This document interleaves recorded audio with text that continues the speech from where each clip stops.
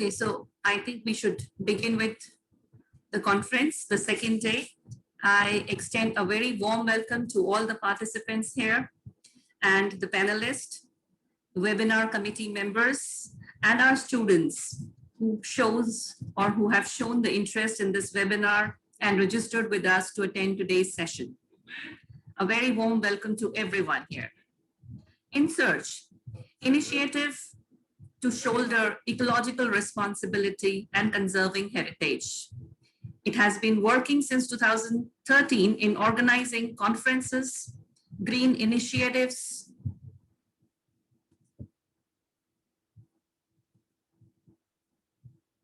and visits to ecological and historical interest places.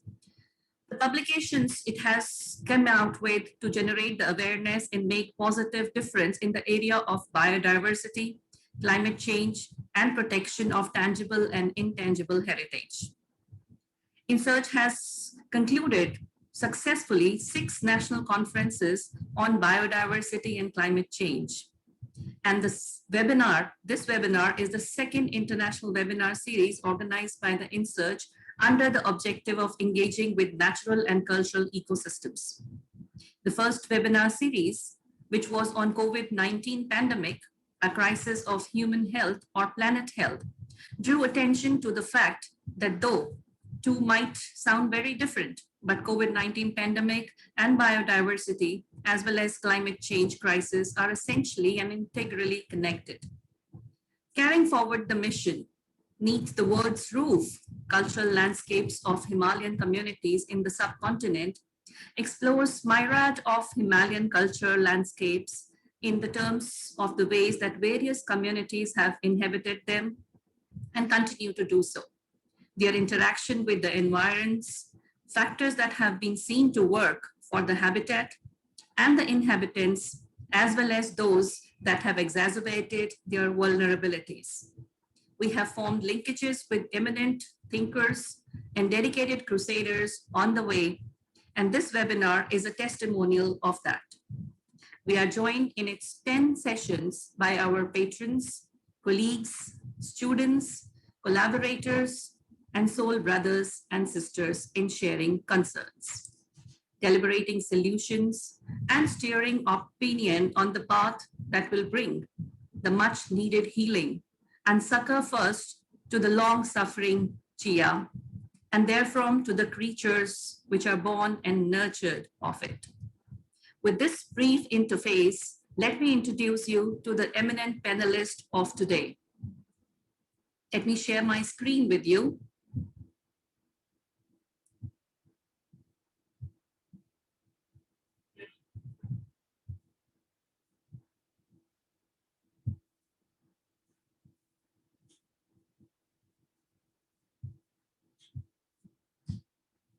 I hope my screen is visible to everyone here. So today we have the second day of our conference, which is based on the broad theme of glimpses of physical and cultural landscape of Himalayas. The panelist for today, we have with us Dr. G.H. Mir. He is the Associate Professor of Environment Studies and Assistant Dean of Academic Affairs, Jindal School of Environment and Sustainability. And we won't be able to welcome today Dr. Govind Singh due to his some technical glitches on his part, who was supposed to join today. So we hope to see him in some of the other session of this conference. And the next participant or the next panelist here with us is Ms. Joanna Van Gruisen. She is a nature photographer and founding member of the Sarai at Toria. And the next panelist is Dr. it's Ms. Indrani Dasgupta. She is Assistant Professor of English at Maharaja Agrasen College, University of Delhi. So do we have Dr. Mir with us right now? or I shall begin with Ms. Joanna. Ms. Joanna, will it be okay with you if I begin with your presentation?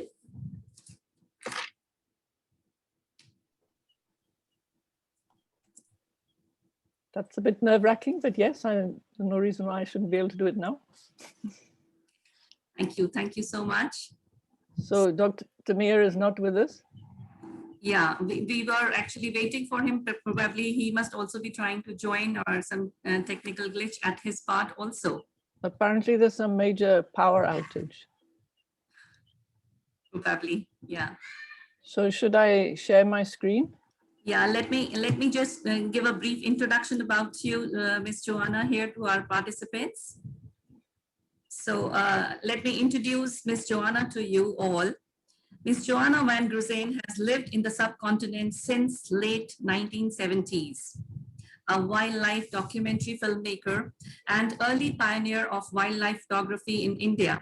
She has spent many years in J&K and Ladakh in the 1980s and 90s as photographer and as assistant organizer of Earthwatch volunteer tourism groups. As a wildlife photographer and writer on environment issues, she has been at the heart of conservation in India for several decades. She now co-owns and runs a small eco-lodge in central India and is the founder member of the trust Bhavan, which stands for Bagh, Aap or Van, which is developing a conservation tourism project with the community in a remote area beyond the boundary of the Panna Tiger Reserve. I welcome you, Ms. Joanna, and I really look forward to hearing you, and our participants also are eager to hear from you. You can please take on from here.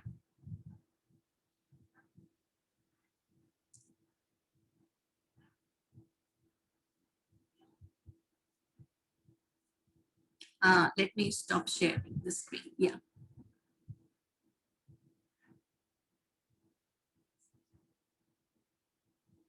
You can share your screen now.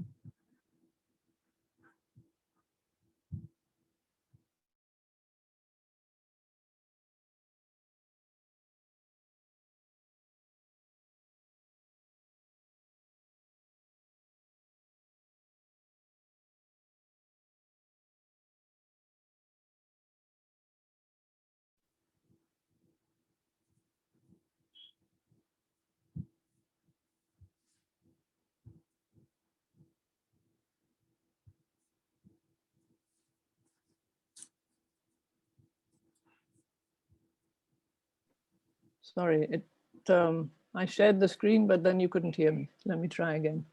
Yeah, please take your time. It's okay.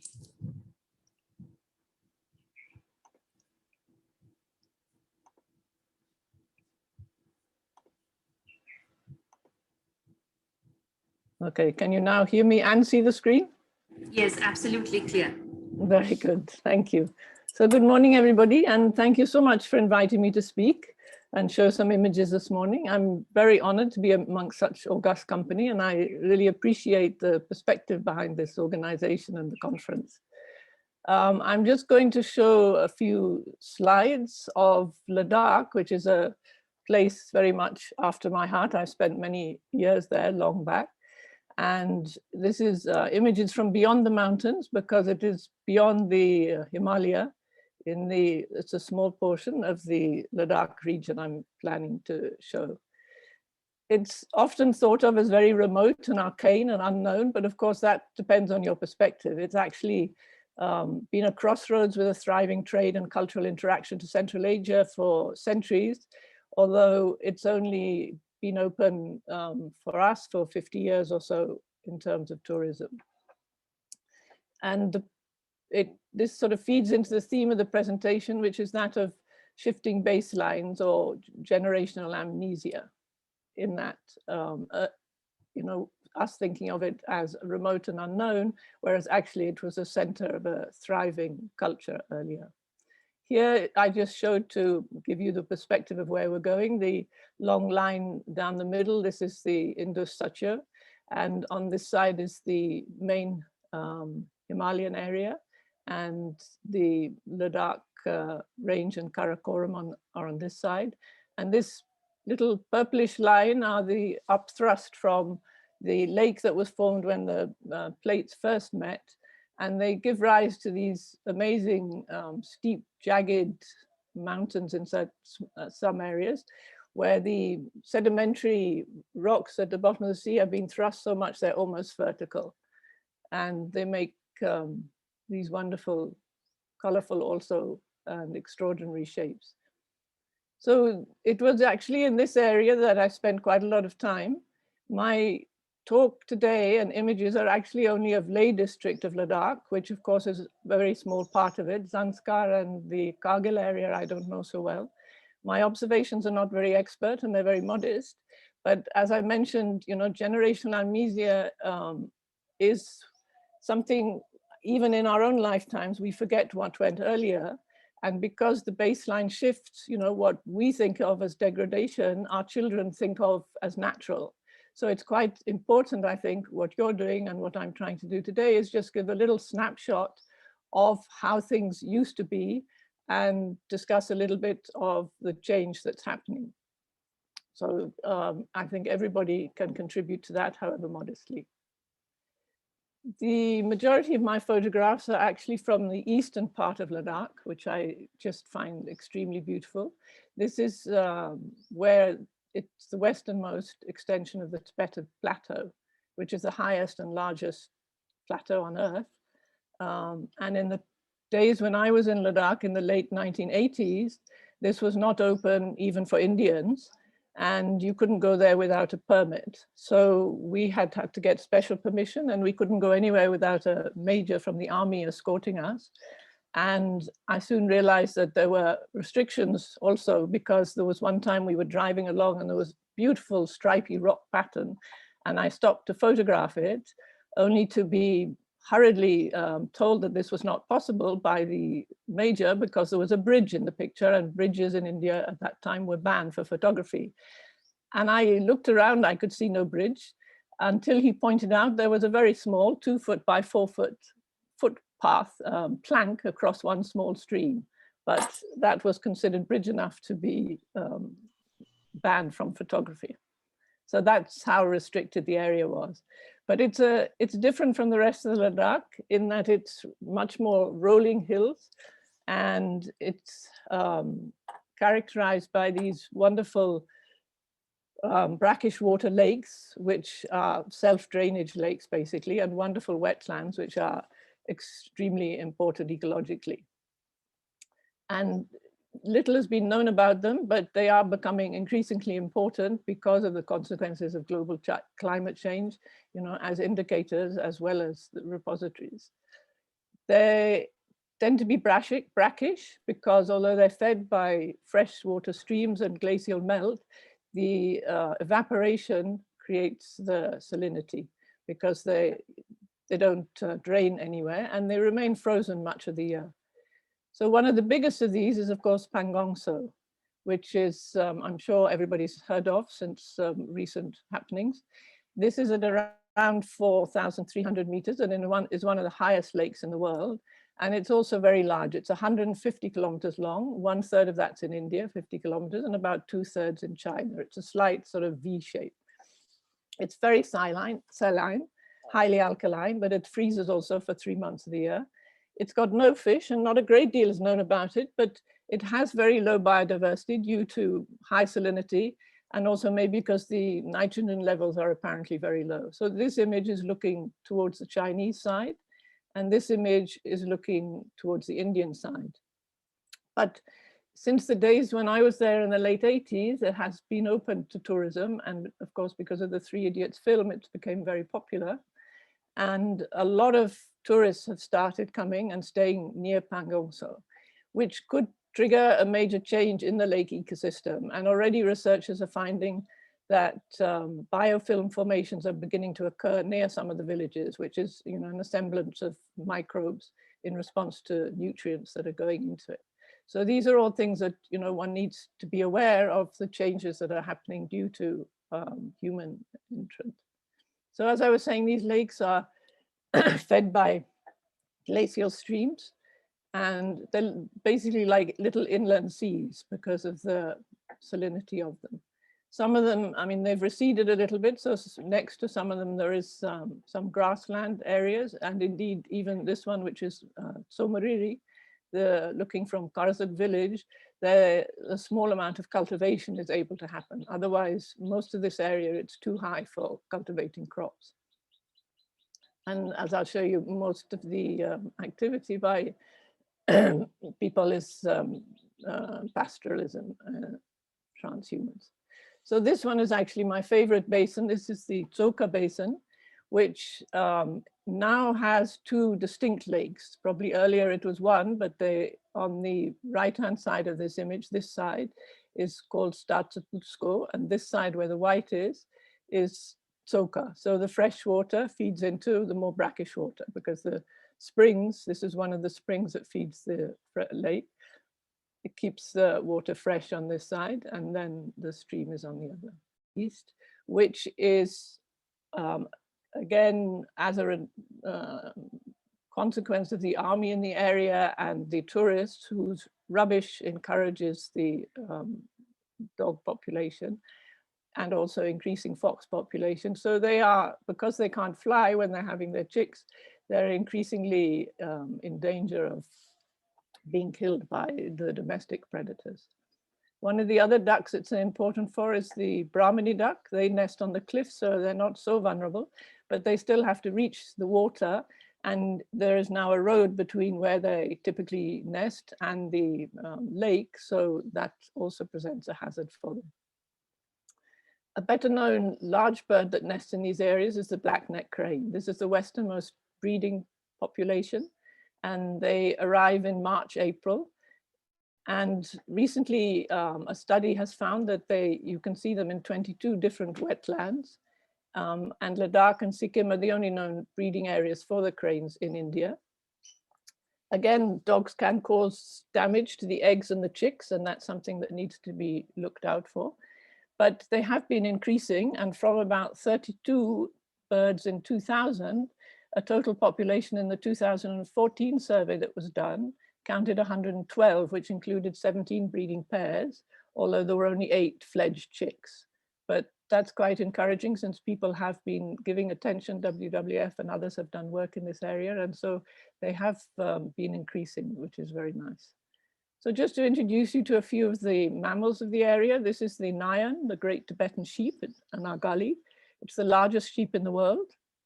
And actually, the Himalaya have the highest ungulate density of all the mountain areas because, you know, India is at the confluence of 2 geographic zones, the Palearctic and the Oriental. And, you know, although people think it's barren and empty, actually it's not at all. It has a very diverse community, both of plants and of wild species.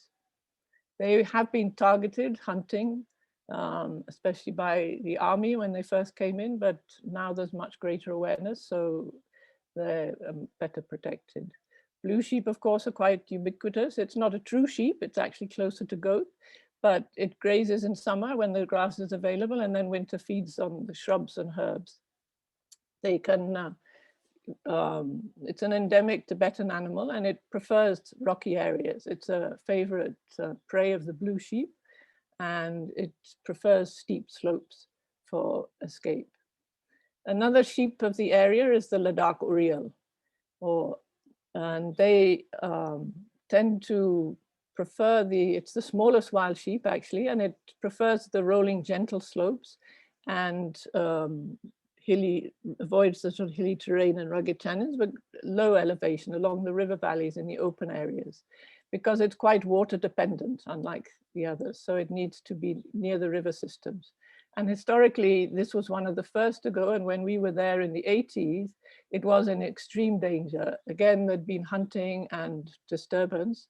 But happily, again, I can say now in 2020, 21, that the numbers have come back, and they are seen quite a lot now along the Indus Valley, which is lovely. Another ungulate in the area, of course, is the Kyang, which is the largest of the wild ass, and this is only found on the Tibetan plateau. It's now, people will say that the Changtang's area is overstocked with Kyang, and it creates forage competition with livestock.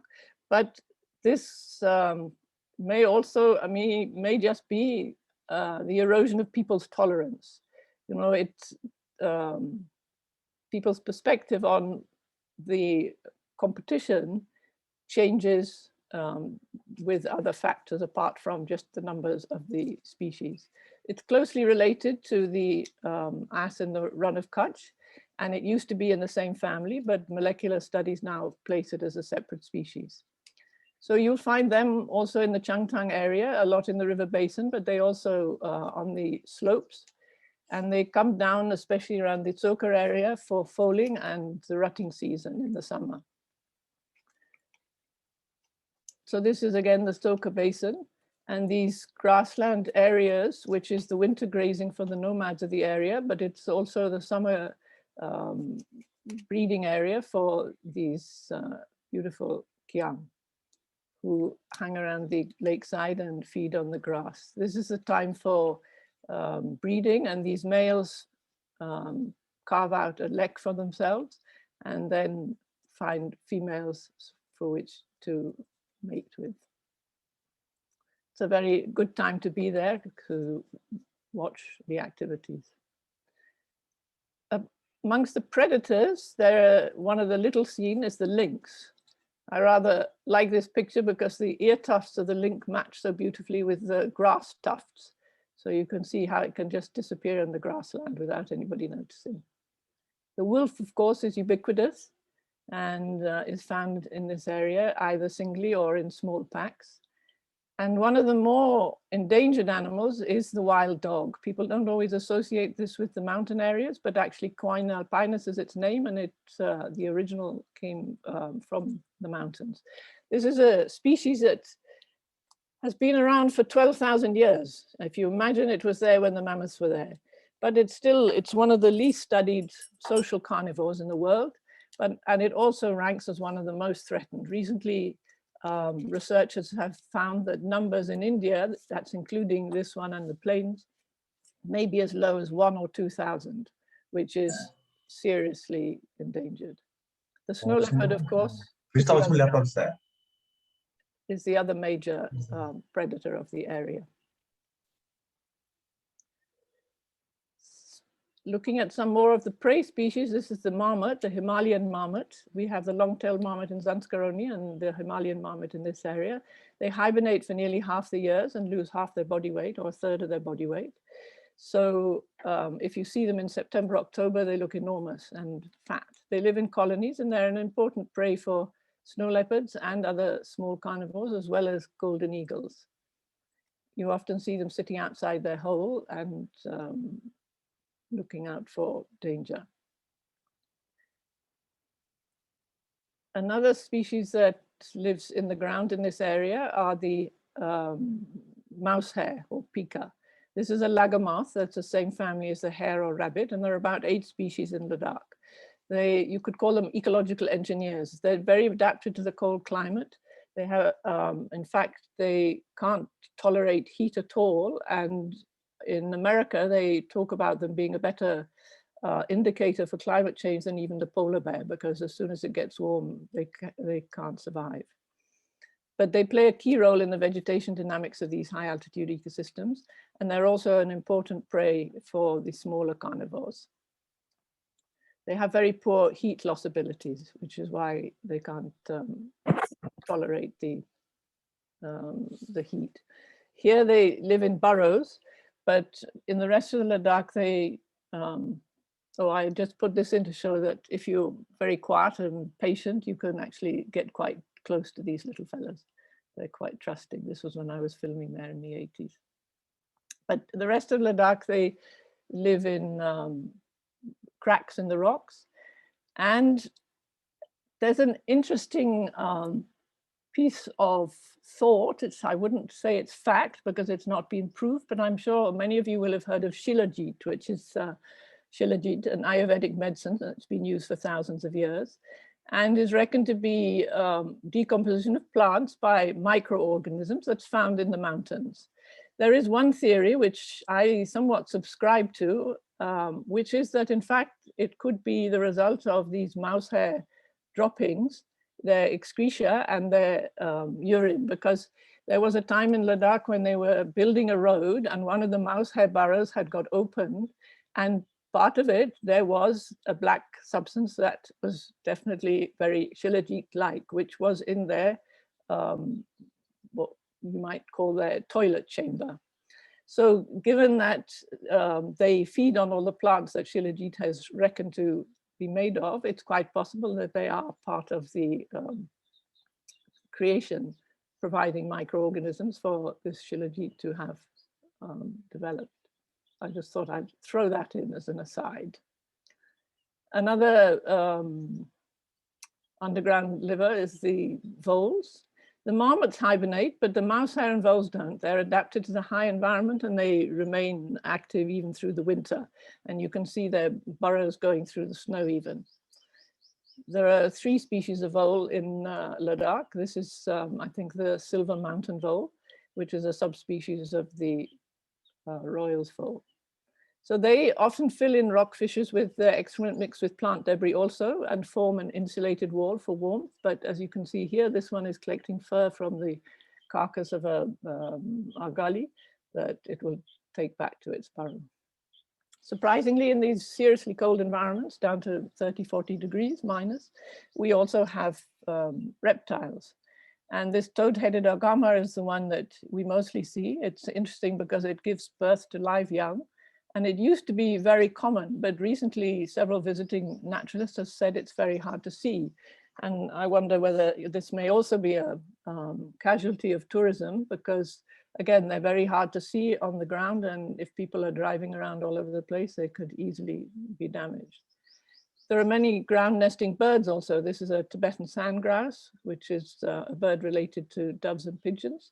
And they have feathers which are belly feathers modified to act like a sponge so that they can fly to water bodies and bring water back for cooling the eggs and providing water for the chicks. So the chicks will suck up water like a goat will drink from its mother. The desert wheatear and a lot of other ground nesting birds, they're so well camouflaged, it would be very easy to run over these and not even know that you've done this. So that is one of the dangers now of roads coming in and vehicles. The early days, the main form of transport was horse, which of course is the best way to move in these areas. Of course, outside influence and social change are not new to Ladakh. The presence of Central Indian traders and activities of missionaries have made marks on society before, but earlier it used to occur more slowly and had little effect on the fundamental values of people there. Now that's changing, things are happening faster and changes are happening very much faster than they used to, and a lot of the specialized knowledge and the resource management skills and abilities may be lost. This is showing you the Tsoka Basin, and in the foreground are the temporary dwellings of the nomadic people who will spend their winter here. And trekking and tourism added a conflict because they come with ponies and who feed on the seasonally protected grass. This is important for winter grazing of the nomadic groups.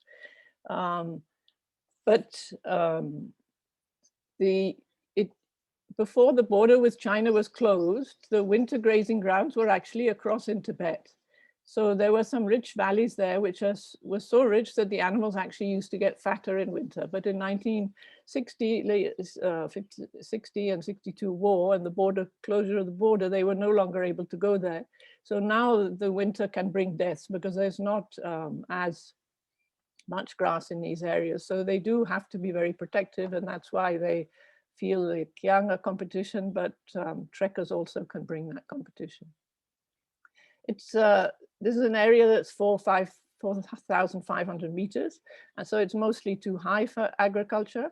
And there are very few people who are sedentary. So there's scant rainfall, low vegetation, and very harsh cold winters, powerful winds, and high valley bottoms.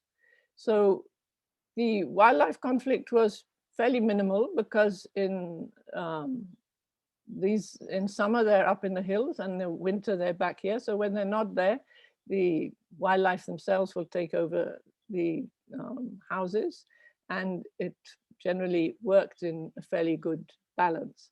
When tourism came in and upset the balance a bit, the Changpa community, the nomads, took it upon themselves actually to regulate it, because I mean they traditionally have survived by community decision making and sharing, and when they saw the damage that it could be doing to their area, they took it upon themselves to regulate the campsites, make sure that rubbish was removed, and that there were not the minimal damage as they could find. So this is one of the windows of the houses that I showed you earlier, and the little owlets nesting there. So this is the Tsoka area, which, as I said, as you can see in this picture, to the right is the freshwater lake, and this is the brackish water lake, and you can see there's a lot of white. So this is actually salt deposit from the evaporation. And along the edge, this is just a view with a beautiful thing. And there is some life in these lakes. These are brine shrimps, which is a species of aquatic crustacean, which can tolerate high levels of salinity. And apparently they're red because they develop this color to protect themselves from the ultraviolet radiation. But the importance of this lake, again, came about after the closure of the border with Tibet, because in the other, apart from the winter grazing grounds, there were also 2 or 3 lakes in Tibet that provided excellent salt. And although Tsoka has always had salt, it was considered an inferior variety fit only for animals, livestock. But once the border was closed, this became a very important source of salt. And indeed, it was a source of conflict between the Karnak and Rumshu communities. And it belonged to Rumshu, and they would post the guards there to prevent the Karnak people from stealing the salt.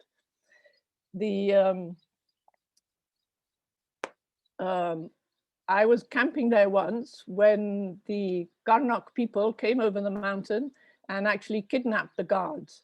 They came with a herd of sheep, which had pack animals, and they kidnapped the guards, held them hostage while they collected salt, filled up their bags to take them away. I'm talking about the late 80s, maybe early 90s this happened. Yeah, it must have been late 80s, because really after the mid 90s, they stopped, salt stopped having its importance as it was brought in from the plains as when the Leh Manali road opened up. But it was a bit of history, and I remember once meeting a young boy from the area and chatting to him about it, and he was from the area, but he hadn't known this, and I felt very sad that I, as a foreigner, was sharing this piece of information, but he was very pleased to hear about it, and I was hoping that his grandparents would be able to tell him much more detail about it. So, as I was saying, most of the people in the area are transhuman pastoralists. Changpa means a northern plains dweller or a dweller of the desert. They are also, you can call them by the area they're from, Drokpa, but Changpa is a general term for all of them. The people who remain in villages are Yolpa, but most of the people in this area are Changpa. It's believed that these pastoralists migrated from Tibet in the 8th century. So they have a Tibetan origin. And then there was a second influx after the 59 uprising and the 62 war of more Tibetans that came across. And initially there was some conflict, but they settled it with agreements like limiting the number of livestock for the Tibetans. And so now they live together and in harmony. They move around, they have very specific areas for grazing. And here the tent is already white. In the old days, it would have been made from yak hair, but by this time that had already changed. And the yaks used to be very important. This is actually a photograph from Tibet, but Ladakh also, they used to do the same. The wool was used for the tents and they were used for carrying the goods, and the dung was used for burning because, as I said, there's very few trees and shrubs here, so this was made good fuel. And the milk, of course, was used for cheese and butter, as well as from the goats. So their main sources of income were salt and sheep wool in the early days. This is inside one of the tents. You can see already they now have the smoke-free chulas, which was one of the big changes that was brought. There have been changes, of course, over the centuries, but now I think things are changing faster than ever. The advent of rations has brought one change. But another one is that in the earlier days, polyandry, I mean, even when I was there, actually, polyandry was a main feature of the social setup, where the brothers would, with permission of the woman, remain as one family with the eldest brother's wife. Now that's not the case. Polyandry is declining, almost gone. There's a very small percentage who still believe and practice it. So the families are now more nuclear, which is also a problem for their way of life, because there's no longer big enough to have enough people in the family to do all the things that are required for a nomadic family in terms of looking after livestock, you know, taking the wool to market, etc., etc. So that is one of the changes that is happening. So after the initial economy was salt and wool, but later again, after the border closed, it became pashmina, because the value of that went up and price of it went up since the Tibetan pashmina was no longer available. So after that, the number of sheep and goats went down, and the number of sheep went down and the number of goats increased. So they move maybe 8 to 15 times a year now and live in these, it's a way of life that's been continuing for centuries. And I guess the changes to a large extent happened from 1974 when Ladakh was open for tourism. It didn't bring in large numbers until recently, but it brought in modern ideas and institutions. And now a lot of the Changpas earn more from part-time jobs, which of course are mainly available in the summer, which is actually when the earlier traditional work was most manpower was most needed. So, you know, there is a decline in the earlier way of life. In 1991, when the Leh-Manali highway was open to civilian traffic, this opened up access to the nomads to the urban areas, meaning Leh, because suddenly, apart from before when it was taking several days, it now only took a few hours. So children could go to school there, some people started to move there, and that's made quite a big change. And it meant the children were no longer growing up, you know, learning the ways of the animal husbandry that they'd been doing before. And once they'd been in school there, mostly they didn't want to go back. And there's an interesting mix actually of people who have, who now, I mean, a lot of them now have houses in Leh, but it's not all as rosy as I think they hoped it would be. Not that this is an easy way of life by any means, but it's not easy in Leh also. You can see here the goats are lined up for milking, and this is done with a rope that's been doubled and twisted across their necks, which has been described, you know, from centuries ago. So the ways have not changed in many ways. So goats provide, apart from the pashmina, they also provide milk and cheese, and sometimes they're just milked on the hoof, as it were. So wolves, of course, are very interested in the herds, and they do follow the Changpas on their migration and can cause quite a lot of damage by killing the goats. So the Changpas and also other rural Ladakhis had ways of killing them. This is a wolf trap. You can see the stone, and they would put a piece of meat and the stone would fall on its head. There were also, they would make holes with carcasses in that the wolves would fall in.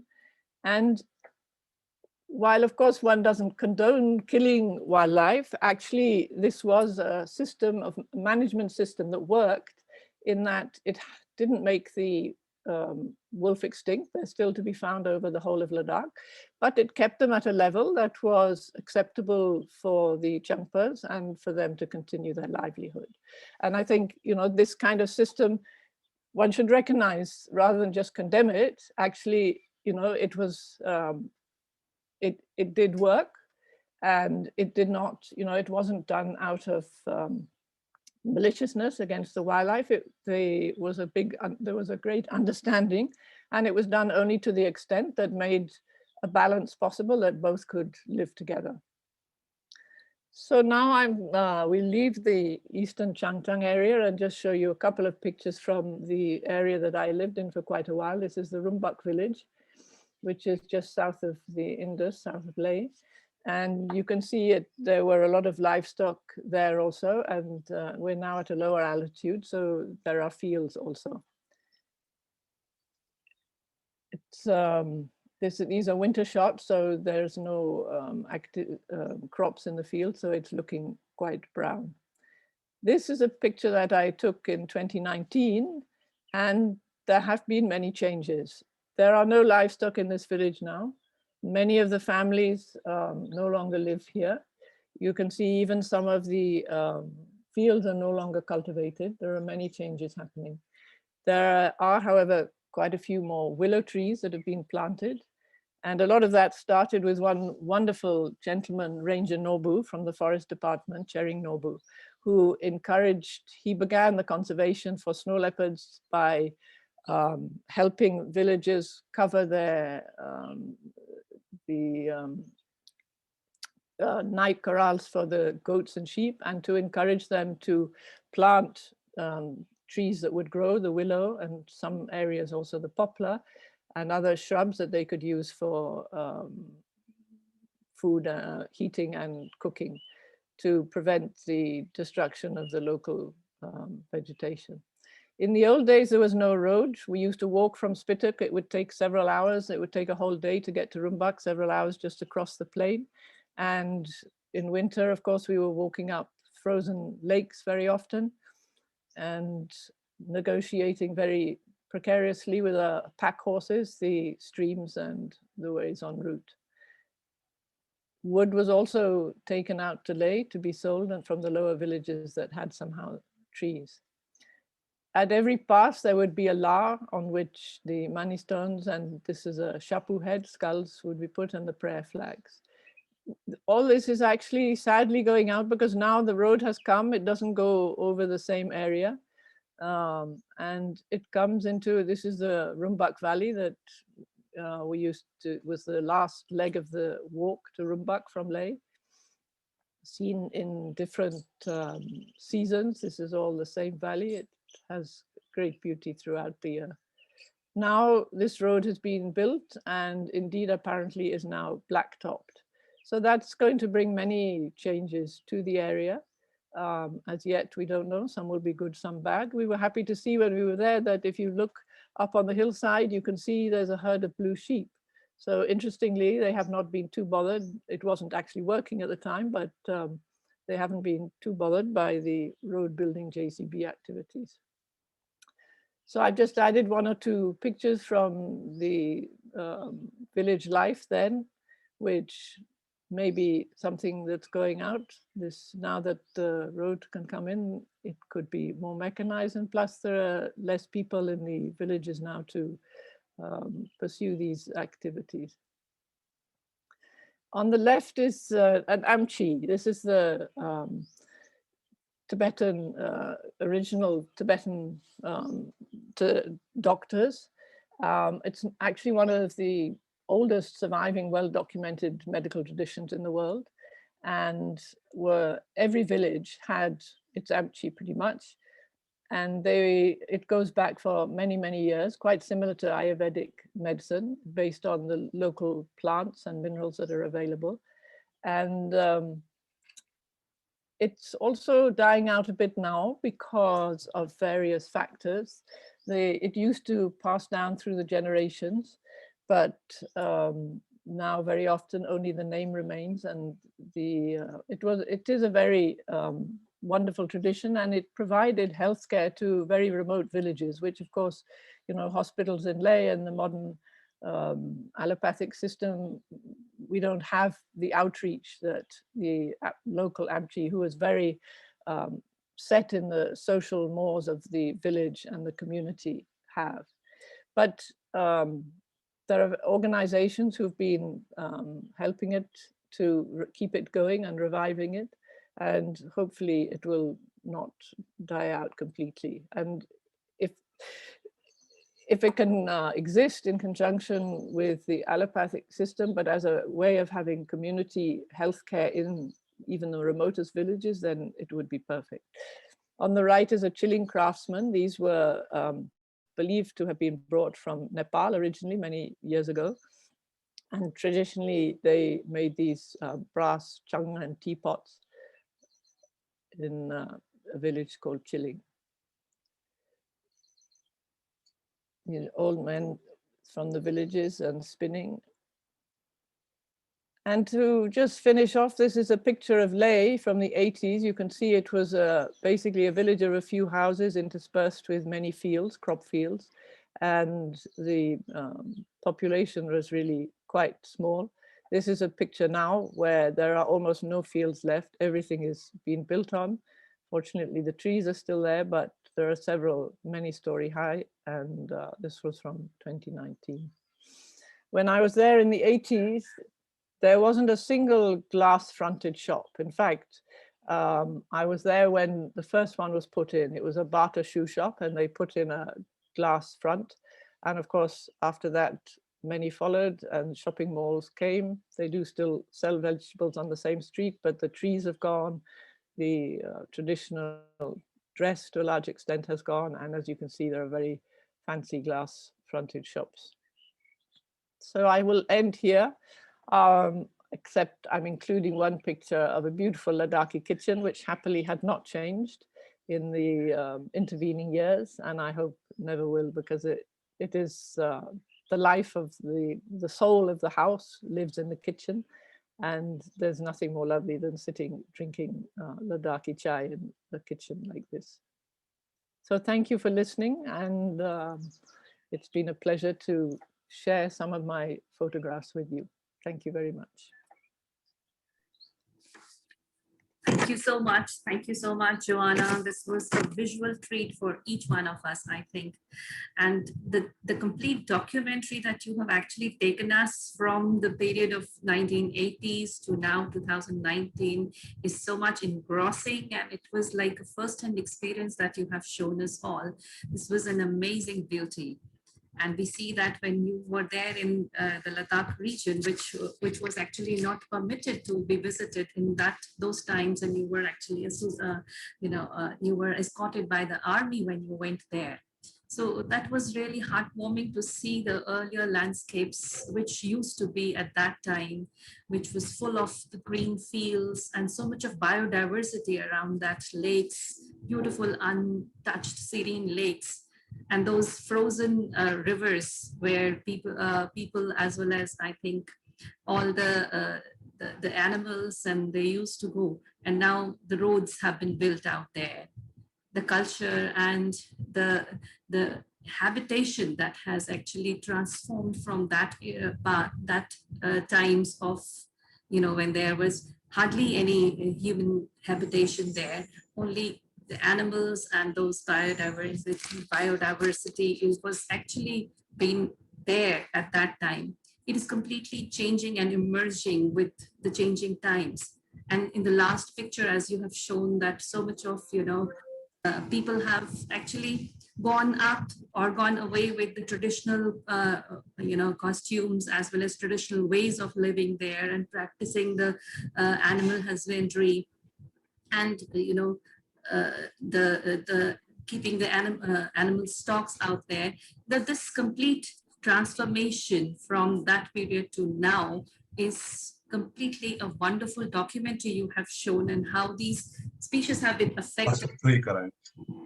This was an amazing journey for all of us, and the pictures were so amazing. Thank you so much. I am completely impressed with this presentation, and I'm sure all our participants have gone through that journey from then to now. Thank you, Vandana. Sorry if I Thank went you. on a little long. No, that was beautiful. We were all enjoying. Thank you. And now I just want to welcome the next panelist. Dr. Mir is with us. Welcome, sir. Thank you very much. Yes, sir. So I would like to introduce you to our participants. And okay, good morning. Morning, sir. Very good morning, ma'am. Very good morning. Yeah. So Dr. Mir is presently working as the director of two separate departments, namely the Directorate of Lifelong Learning and Deen Dayal Upadhyaya Kaushal Kendra, University of Kashmir, Srinagar. He has done his master's, his MPhil, and his PhD in the discipline of history from the Department of History, University of Kashmir. His main areas of interest is South Asian history. He has presented many research papers in different national and international conferences and seminars, and has immensely contributed in the regional research with special reference to the history and culture of Kashmir. He also has various publications to his credit.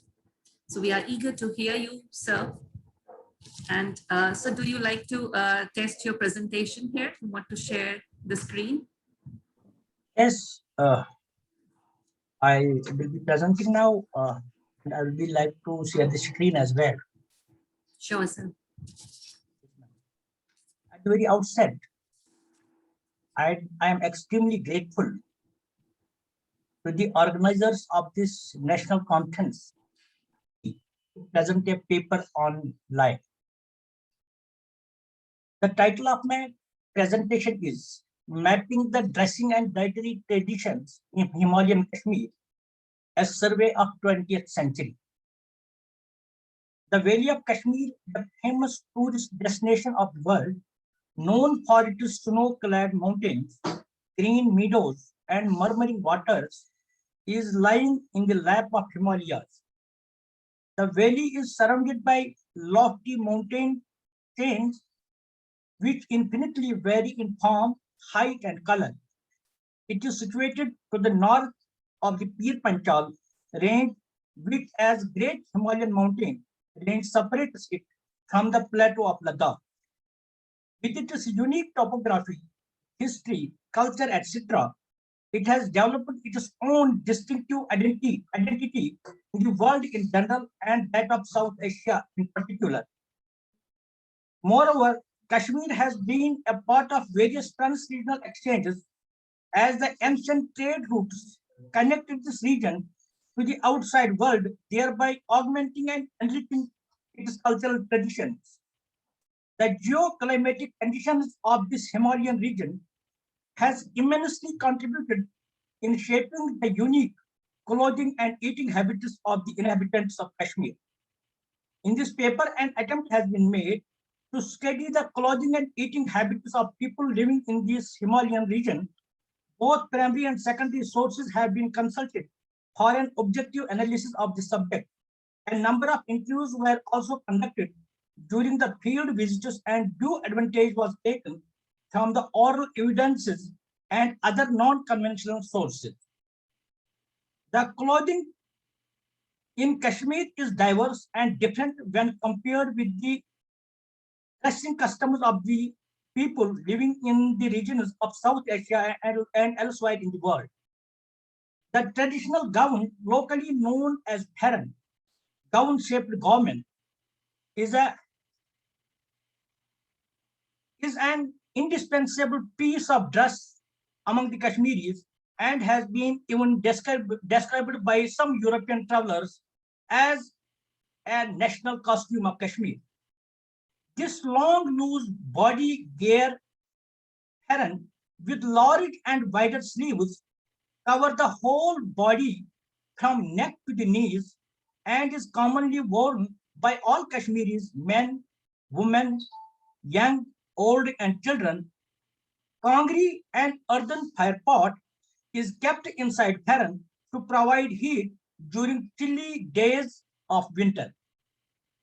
For the cold season of winter, paranus are made of wool having cotton undercover known as coats to give durability to the potu farron, and for summer paranus of cotton are used. Both these homespun products consumed local available materials since ancient times. The headdress of Kashmiri Muslim woman was the kasab, whereas the Pandit woman wore the taranga. As token, round sickle cap was covered with a piece of cloth with a tight turn after turn. A number of pins with beautiful head points were attached to it. A piece of cloth called pooth was attached to the sickle cup, which worked as a wheel to cover entire bag. As footwear, Kashmiris used straw chappal called pulhor, pair of grassy shoes, and a wooden sandal called krav. Pulhor was meant to walk over the semi-hilly terrain covered with snow, which prevented from getting slipped away. Krav was specially used during winter to enable a person to walk on muddy streets. Majority of the people used to wear pulhor and krav even up to recent times. Krav was made locally by carpenter from the logs of wood. Leather shoes and sandals were used by well-off people and not by common masses. Waters and menial caste group among Muslims was usually associated with tanning of animal hides to convert it into leather. Another characteristic feature of Kashmiri culture was the extensive use of pangri in every household. In fact, it is still used by all across spectrum during winter. It is a portable vessel consisting of two parts. Pandal, a round-shaped thin earthenware pot fixed within the frame of wickers, in which burning charcoal is placed to produce the heat. A little wooden or silver spoon called salan is tied to the handle of the kangri to manage the durability of the fire in the kangri. The kangri of another type consists of only one ceramic ware container is called manan. Manan, a very thick earthen pot, bigger in size to pandal, with handle at the back side without any wicker cover or frame. It was a permanent fire pot for all the seasons during our period of study. However, the use of manan of late has become few and far between. Needless to mention that during the winter season, due to incessant snowfall and extreme cold, the valley experienced electricity shortages for weeks together, causing enormous difficulties for people to withstand abominable weathers. Hence, electronic appliances are of no use during such times, and the only viable substitute on which people have to lean heavily is Kangri. The Kangri symbolizes the social and cultural identity of Kashmir and is inseparable part of Kashmiri life. The Kangri is part and parcel of all social ceremonies.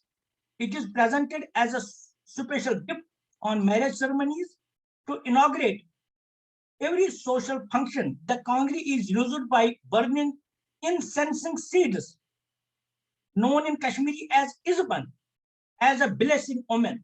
The best Kangris are made in Sir, Tral, Shahabad, Sopor, Bandipora, and Chari Sharif. The uneven topography of region and because of absence of roads, people mostly use it to cover any distance on foot.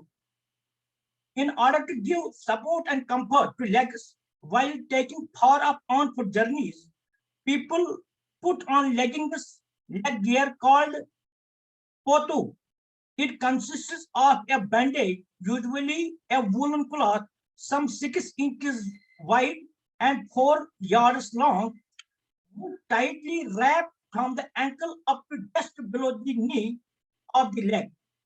This helps to ward off the fatigue and tiredness. It is worthwhile to mention here that Kashmiris used to wash their clothes by themselves in the absence of soaps and other detergents. Ash of plants, especially the chinar and mulberry tea, were used to wash clothes till recent past. At some places, mulberry leaves were used for the said purpose. As soon as one would soak the mulberry leaves into hot water, a lathering would take place to substitute the ingredients of soap. Rice, called locally as bata, has been the staple food of people since ancient times. However, in part of Kandi areas, people consumed maize and pulses as well. Rice, bata is usually taken with cooked vegetables. The vegetables commonly available are nor turnip, tomato, chili, cucumber, potato, beans, pumpkin, carrot, spinach, brinjal, onion, bottle gourd, etc. Wild vegetables like cress, obij, nunner, hum, hund, sachal, and header were also used. Such vegetables are found in forest areas or on hilly tracts and are mostly collected by shepherds known in Kashmir as kohal during summer, when they used to take the flocks of sheep and cattle to higher and upper reaches of grazing. Excuse During me, autumn, sir. Sorry to interrupt you. Do you also have the presentation? I was thinking if you will be sharing. yes. No. This is the paper that I have written, and I'm Okay. Okay. Yes, this is the. During autumn, the shepherds gathered the sheep and cattle from the various pastures in the hilly areas to drive them back to their respective native villages, and simultaneously they collected medicinal herbs and wild vegetables from the pastures known as Nai in Kashmiri and distributing among their customers. Even such vegetables are used to cure many diseases because of their medicinal value. During the field work, this researcher I came to know about the importance of these medicinal herbs and plants, as almost every household was in possession of these herbs known as pambasalam, pot, and dupa, and vegetables like buffalo hawk, pamba hawk, both of which have dietetic and medicinal value. Other vegetables like nadru, the sitam lotus, rich in iodine and fibers, is eaten by all the people across Kashmir. The sitam lotus is mainly found in the watered bodies like Manasbal, Kashalsar, Hokarsar, Wooler, Dal, and Achar. Even unripe and dried slices of the lotus sitam are taken during winters. The people of Kashmir consumed what? Prepared of maize, wheat, barley, millets, boiled dried ears, boiled water nuts, was taken during the food scarcity, especially in plain, rural, and semi-urban areas. It is worthwhile to mention here that Kashmir during this time period faced food shortage on account of crop failure due to incessant rainfall or untimely snowfall. Hence, inclement weather often destroyed the crops, thereby resulting in food crisis. People in hilly and kandi areas would preferably take what instead of rice as a matter of routine. Salt tea, called nuncha, is taken by every Kashmiri in morning and late afternoon. As is the practice in all cold climate regions, tea is very much relished and is taken both times.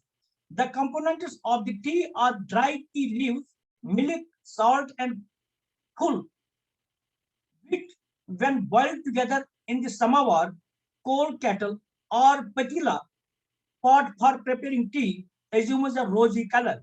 This is also called as sheer chai, means the tea in which milk is mixed and is having dietetic value as well.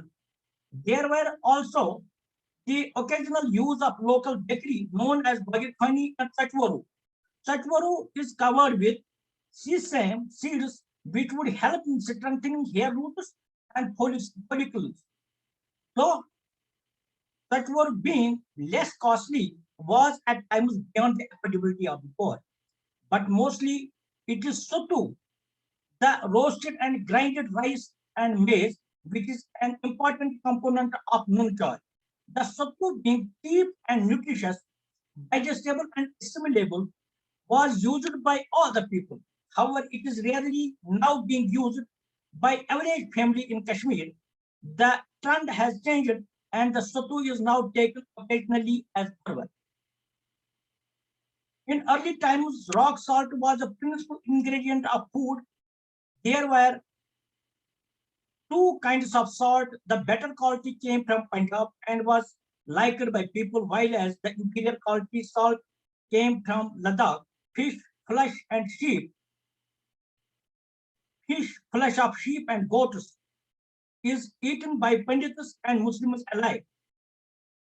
Moreover, during food scarcity due to drought or during floods, that also caused food crisis. People used edible wild fruits as a means of survival. Grapes, pears, apricot, cherry, pomegranate, melon, watermelon, almond, plum, bitter cherry, mulberry, and sweet cherry were the widely available domestic fruits. Apple is the celebrated the celebrated fruit of Kashmir is found almost in every part of Kashmir. Among the different varieties of apples, Amritsur was most popular in Kashmir. However, it has almost declined in view of the introduction of various commercial varieties, especially delicious and other imported varieties. According to Walter or Warnes, Amritsur was large in size, red and white in color, and had a longer shelf life. The Kashmiris has a tradition of storing dry vegetables during the summer to use it during winters in view of heavy snowfall. Valley used to remain cut off from the rest of the world. Vegetables like al, pumpkin, wangan, brinjal, tomato, palak, rajma patal, gogish, turnip, hant, kasni, etc. were all kept for severe winter because of the non-availability of fresh vegetables during winters.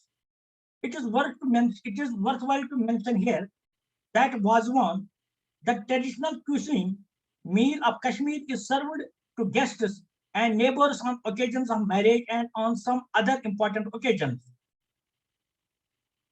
In wazwan, different varieties of meat from different body parts body parts of the sheep or cattle, like tabakmas from ribs of the sheep, rogan josh from back and thighs, rista from fat and muscles, methi from stomach, kebab from muscles, goshtaba, fats and cattle flesh associated with curd, and pepper korma from liver, lungs, and membranes.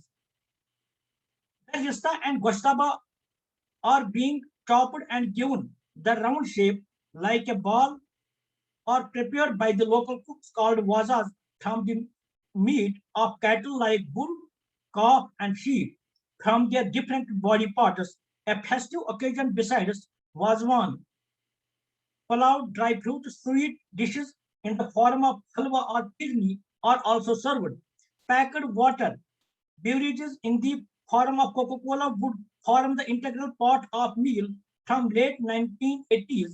Salad, a mixture of raw green vegetables combined, served along with wazwan, is added to food menu.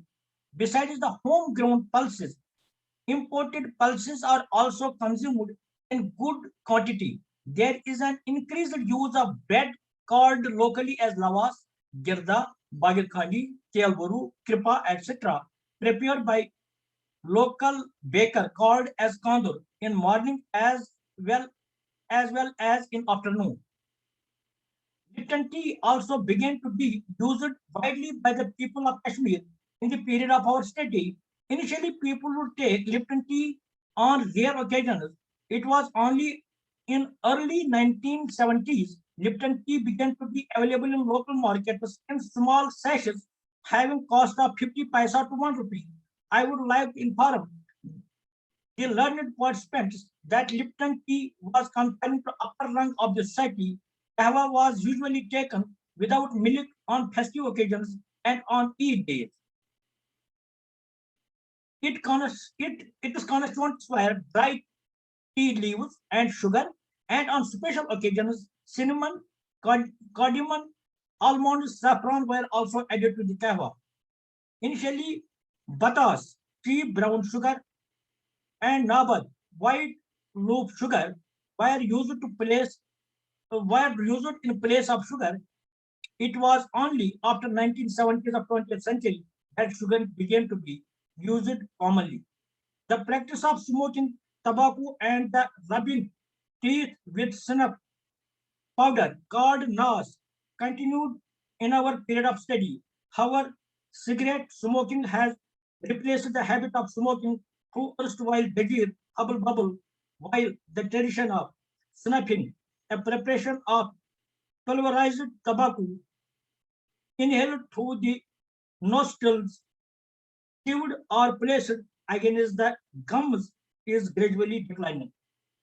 Thank you very much for giving a patient hearing. Thank you for all participants.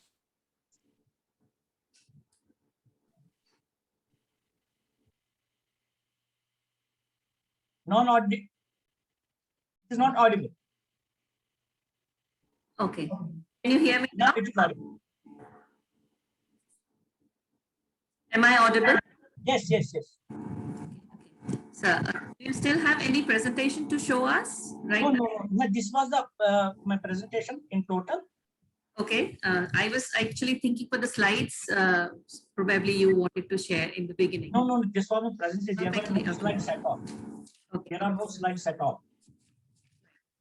So this was wonderful, in-depth, I think, research of your the dietary and the dressing and the traditions of Kashmir and the various, the dietary things that you have mentioned here due to the different various ways of their, I would say, living lifestyles.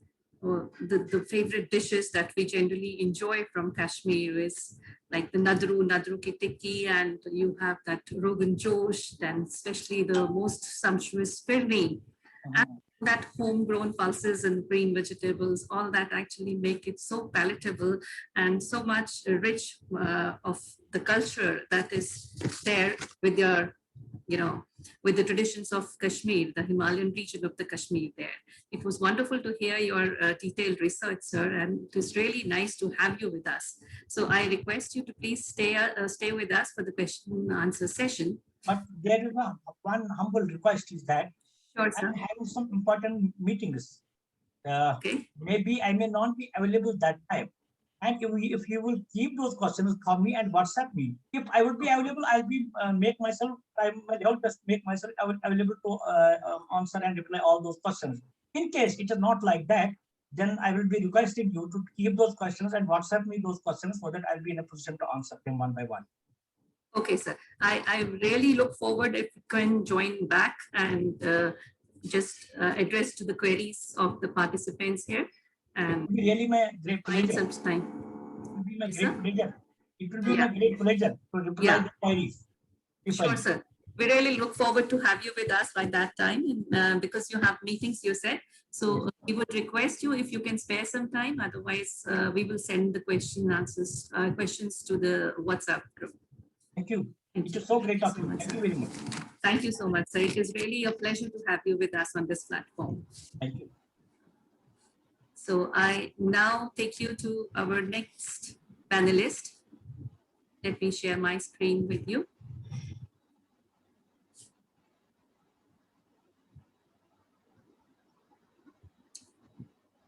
So now we move on to Dr. Indrani Dasgupta. Dr. Indrani Dasgupta is literature, modern British literature, Victorian literature, and sports culture. She has published prolifically in international journals and books. And today she is going to speak on the topic, Travel in the Time of Modernity, a cultural reading of Himalayas. So I request Indrani to please come forward with your presentation. Ma'am, could I just share my screen? Yeah, and let me just stop sharing here. Okay.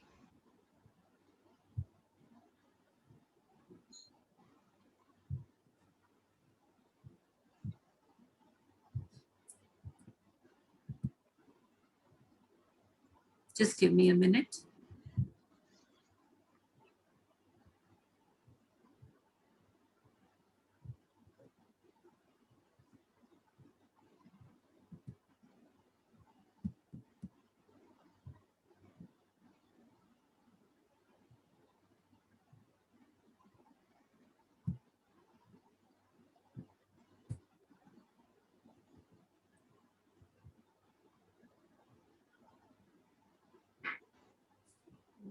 To get to the controls here. Just a moment. Anika, please help Vandana ma'am to stop her screen, stop sharing her screen. Thank you, Gitika.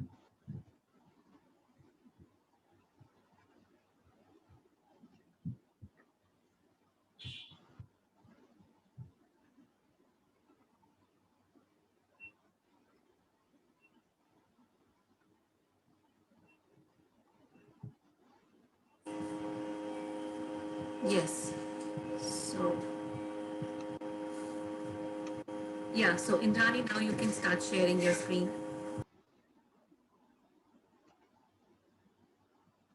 Is the screen visible? Yes. Yes, we can. Yeah. So, good morning, everyone, and thank you to all the organizers for giving me an opportunity to, present my paper after, coming right after Joanna ma'am and me, sir. I think so. It's a tough task to follow, but I would do my level best. So here goes. And ma'am, there's a request because my bandwidth is very, very unstable. So I am just switching off my video. As soon as it becomes stable, I will then switch on my video as well, if it is okay with you. Yes, it's okay. It's okay. Please go on, Indrani. Yeah, thank you, ma'am. So my paper is titled Travel in Times of Modernity, a cultural reading of the Himalayas. The great Himalayan region extends from the vast highland that runs in a crescent for 4,000 kilometers from Kyrgyzstan in the west to Myanmar in the east, and includes the Pamir, Hindu Kush, and Karakoram ranges. Home to 400 mountains on earth that exceed 7,000 meters and the magical 14 that top 8,000 meters in height, this region is one of the most multifaceted regions on earth. Even as the sheer size of the Himalayan range compels you to be awestruck or to exult in appreciation of its sublime beauty, the Himalayas, as the author Namita Gokhale reminds us, reveals as much as it conceals. The Himalayas, as Ed Douglas asserts, inspires human imagination like no other geographical sites in the world, constituting natural borders between many nations and states, and simultaneously, as Christopher Howard points out, it is the nexus of many transnational global practices of human sociability. The very massiveness of the Himalayas is an occasion to inaugurate the discourse of sublime, and yet its very scale is disorienting. As Ed Douglas observes, the intensity of the mountains is often felt as overwhelming and oppressive, and yet its very beauty, the ecological diversity, providing us with natural resources like rivers and rainwaters, forests, abundant in plant and animal life, is crucial to reimagine the world in a kind of planetary consciousness instead of the anthropogenic concerns that has led to a global crisis of environmental degradation and epistemic loss of values. While one exults in the majestic splendor of the Himalayas, this region has also been the site of war taking place between two of the world's most populous nations, China and India. This geopolitical region enunciates the battleground of continued tensions and armed conflicts in Kashmir. Strategic to the institutional policies of nations surrounded by these massive Himalayan range, its natural beauty, diversity in terms of flora and fauna are essential to save the Mother Earth from the impending climate crisis that besets humanity. The site of competing discourses and perspectives, the Himalayas are not an inert presence, but an intersectional site of divergent opinions, perspective, and representations. One of the oldest geographical terms in world civilization, the Himalayas, referred variously as Shivalaya, Himawat, Himavantas, Himachala, and Himadri, has been a central motive in representational discourses. For instance, photography, literary figurations, travel memoirs, tourism brochures, postcard pictures, websites available at several tourist information kiosks have sought to describe the mystical and sublime aura of the Himalayas. In the Puranas, it has been described as, in 1,000 pages of the gods, I could not tell thee of the glories of the Himalaya. It is as if the Puranas sought to cast the Himalayas as beyond words, beyond representations. In Amitabh Ghosh's words, it is generally agreed, he went to Siachen Glacier and then he spoke about, it is generally agreed that the Siachen Glacier has absolutely no strategic, military or economic value whatsoever.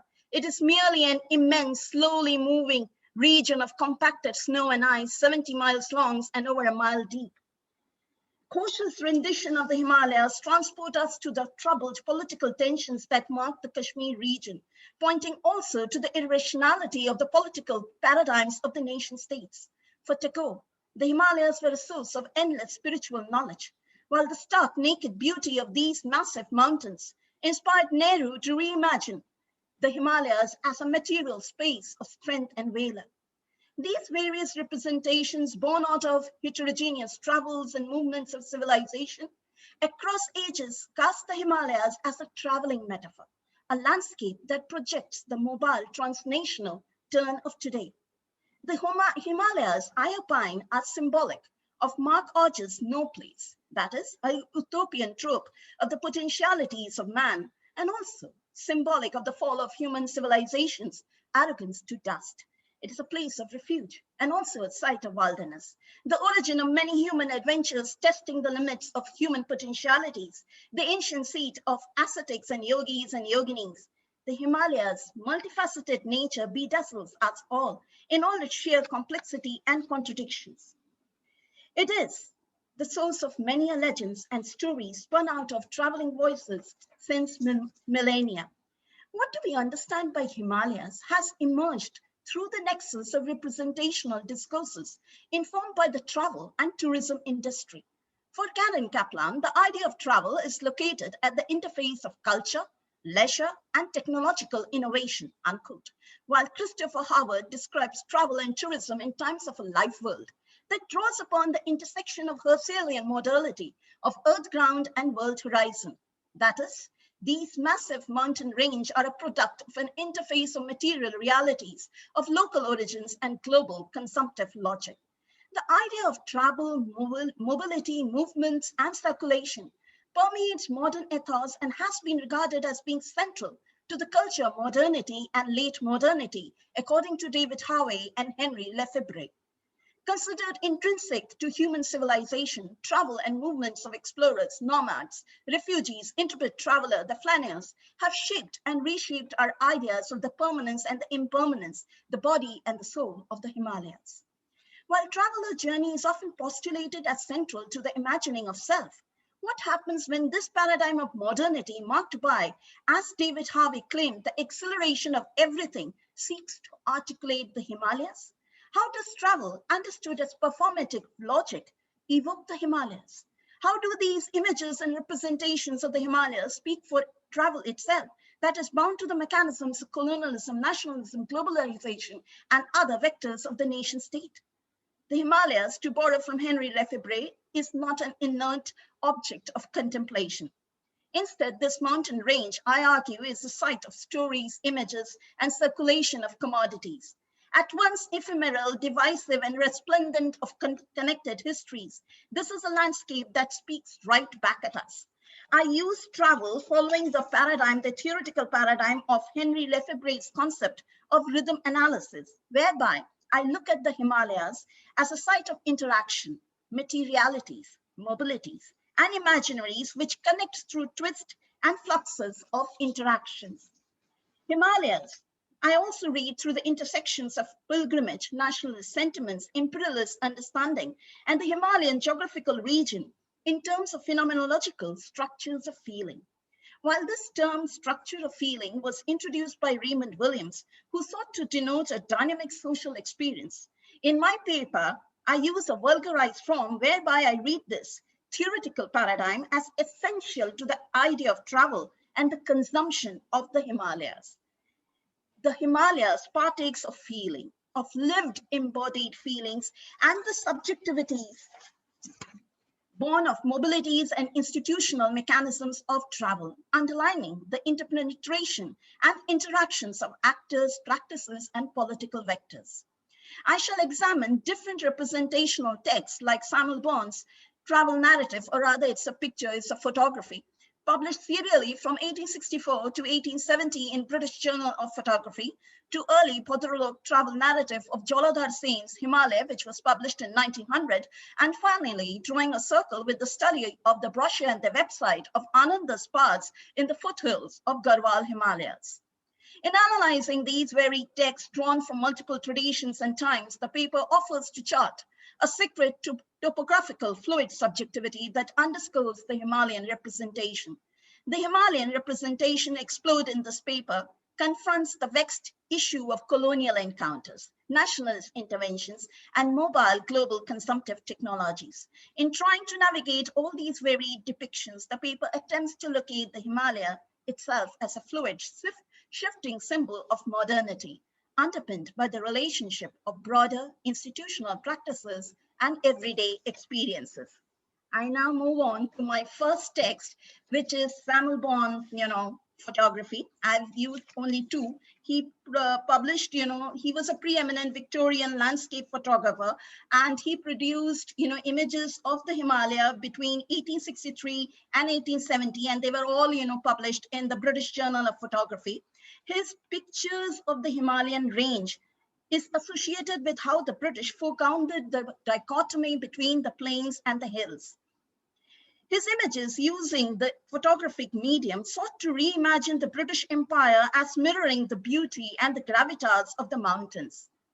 The photographs, in the words of Sandeep Banerjee, sought to domesticate the mountains as a spatial commodity that defines the relationship of the colonial encounter itself.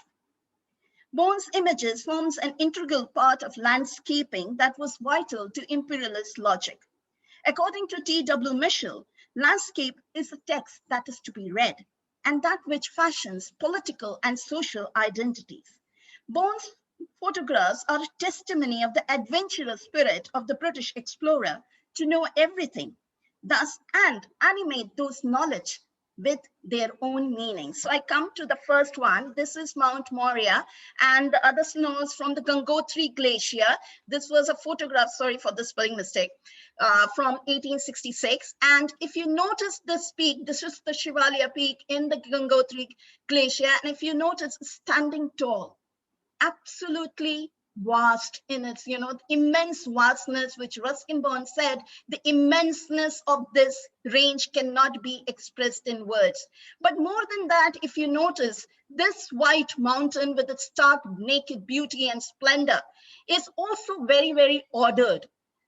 There seems to be, a white and a black background, as if, the British photographer here, Samuel Bond himself being, he comes together, pictures and, brings it some sort of semblance of order and synchronicity. It is almost as if he's saying that this is what the work of the British Empire is also to do. They are supposed to bring a semblance of law and order, bring about a harmony that where none was existing. Samuel Bond's photograph, which was published from 1863 to 1870, had a huge impact in how the British looked at India and produced India through the figuration of the Himalayas. The Himalayas were pictured as something which was outside the bounds of human imagination. However, the British explorers, the photographers, and the colonialists, they could tame it and domesticate it. They could bring about an order. One thing that is very, very noticeable, and this becomes much more prominent in the second picture that I will show, is that there is no human habitation that has been shown here, as if it is shown of any local population. It is bereft. It is absolutely free of or vacant of any human inhabitants. If we notice, this is the Mannering Pass, and this photograph, again, for the spelling mistake, I apologize completely. Again, this was published in 1866. And if you notice, these are the coolies. The coolies who were taking, all the material and the baggages of Samuel Bond and the people who were, accompanying him. They have been pictured simply as minuscule dots on this landscape, as if they don't matter. There is no need for their presence at all. If at all they are there, they are meant to carry the baggage. They do not, or rather they are outside to this picturesque landscape of the Himalayas.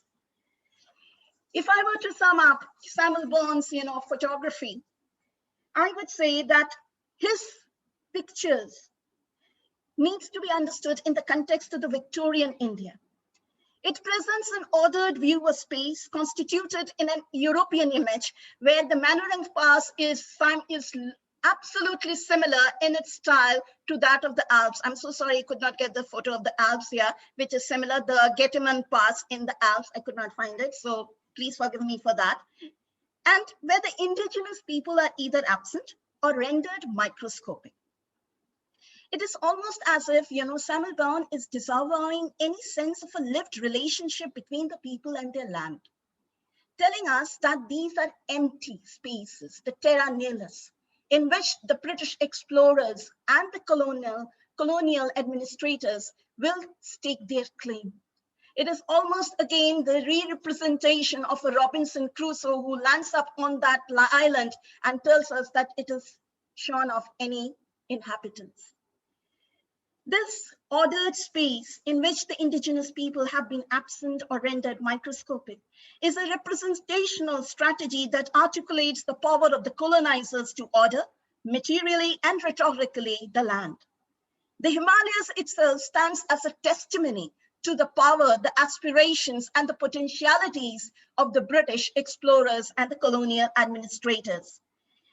By evacuating the locals or by rendering them and the agency as insignificant, it also reproduces the landscape in terms of a British consciousness and a British imagination, thereby negating any sort of an encounter between the colonizer and the colonized. The material context of these two, pictures were immense. At once product of the sublime and the aesthetic, it renders these Himalayas as something that can be domesticated, as something that can also be made benign, as you can see by this, stretch of, the road, which was of course created by the British. So this also brings to the fore the tools of empire that were a product of the colonial nation state, to which we will now move further to the second text that I have. This is Jalada Sain's Himalaya that was published in 1900. Jalada Sain's Himalaya was first published serially in the periodical Bharati in 1893. And this is an account of visiting the sacred shrines, the pilgrimage centers in Garhwal Himalayas, the Char Dham. And it was an initiation into transforming the idea of the sacred in terms of a putative nation's space.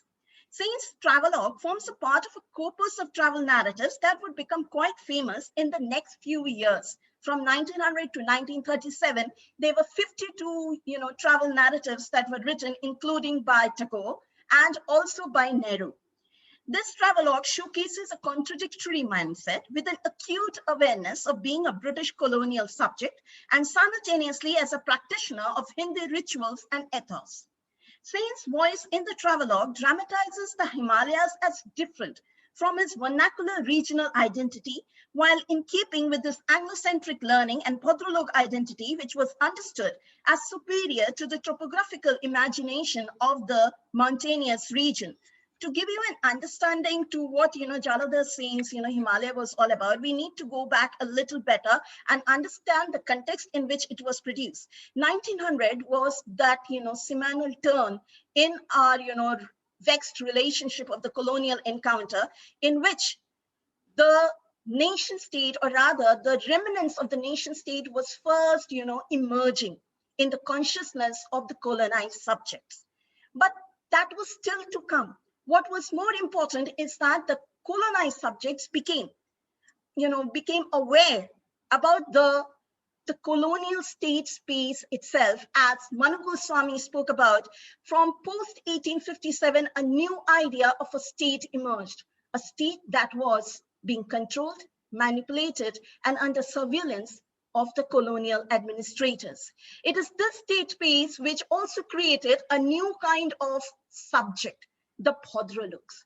These Podrologs, who were, initially grafted, taken into the colonial administration by Macaulay, because he wanted some sort of a mediator between his British administration and the local subjects. These Podrologs were well learned in the Anglo-centric learning and education, which was introduced in 1835. The Podrolog identity is very, very important in reimagining the nation state for us, and also in reimagining an identity that was separate from the British, and yet at the same time it was unique to itself.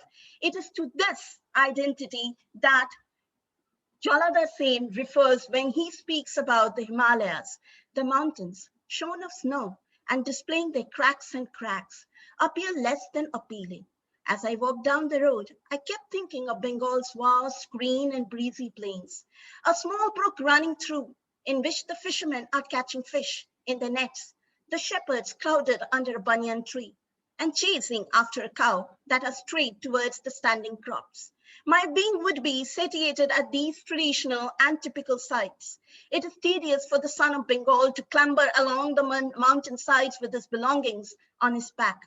The nature of the Himalayas and my nature are poles apart, and I simply want to go back home. This particular passage, which is taken from his travelogue and has been translated by Sandeep Banerjee, this particular passage tells us two things. One, it reminds us that the Podrolog were completely confused, and at the same time they were enchanted with their newly minted Podrolog identity, a kind of an identity which they felt was even superior to that of the mountains, which is represented as having, cracks and crags. But more importantly, if we notice, even his Bengali identity is suspect, because his identity is born of some sort of a visual gaze in which he himself does not participate. As he tells us that he looks at a small brook running through, in which the fishermen are catching fish in their nets and the shepherds crowded under a banyan tree. His is the role of an observer. His is the role which is looking through a photographic lens. Likewise, he is almost similar to Samuel Bone. Simultaneously, his constant reminder that he is a Bengali, as different from the mountainside or the hill people as Tagore told us, the pleasant hill people of the Himalayas. He's different from them. He's superior from them, tells us that he looks at his own ethnic, linguistic identity, the vernacular identity, as something which is superior. Why? Because he considers it as the site of learning and knowledge. It is also a site of belonging. Himalayas does not refer to him as something that belongs to him. And yet, it is also appropriated by Jalada Sen in trying to project a new kind of an identity, whereby he can project his own self onto the Himalayas and say that he is standing apart from these cracks and the cracks. His is an identity that is knowledgeable, that is well learned. He was himself an editor of two Bengali periodicals, the Bodhisattva and the Sabha. These were very, very popular children's periodicals. So all of these brings together to a mind that the mountainside, he does not refer to the people as well, the local people, but we can get an inference. He looks at these mountainous regions as separate from his own identity, in which he is able to cast anew his own political identity. He is a Bengali. At this moment, the nation space that is, enunciated is a space that is completely regional, or if I may use the word, vernacular. The next passage that I've taken is, places with temples dedicated to Vishnu or Shiva are sacred for the Hindus.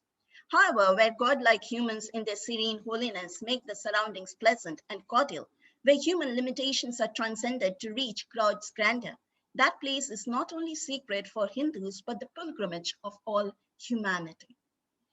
He also locates his identity vis-a-vis the whole Hinduistic expanded imagination. And for him, Hinduism stands for the whole of humanity. Again, there is a sort of a difference or a divide that has been created from the Muslims and the other religious, populations that existed vis-a-vis in Bengal and outside of it. He constantly refers to himself in the text as Prabashi, who has landed up in, Bengal. Prabashi meaning somebody who is in diaspora, or, in other words, it could also be looked upon as an international exile.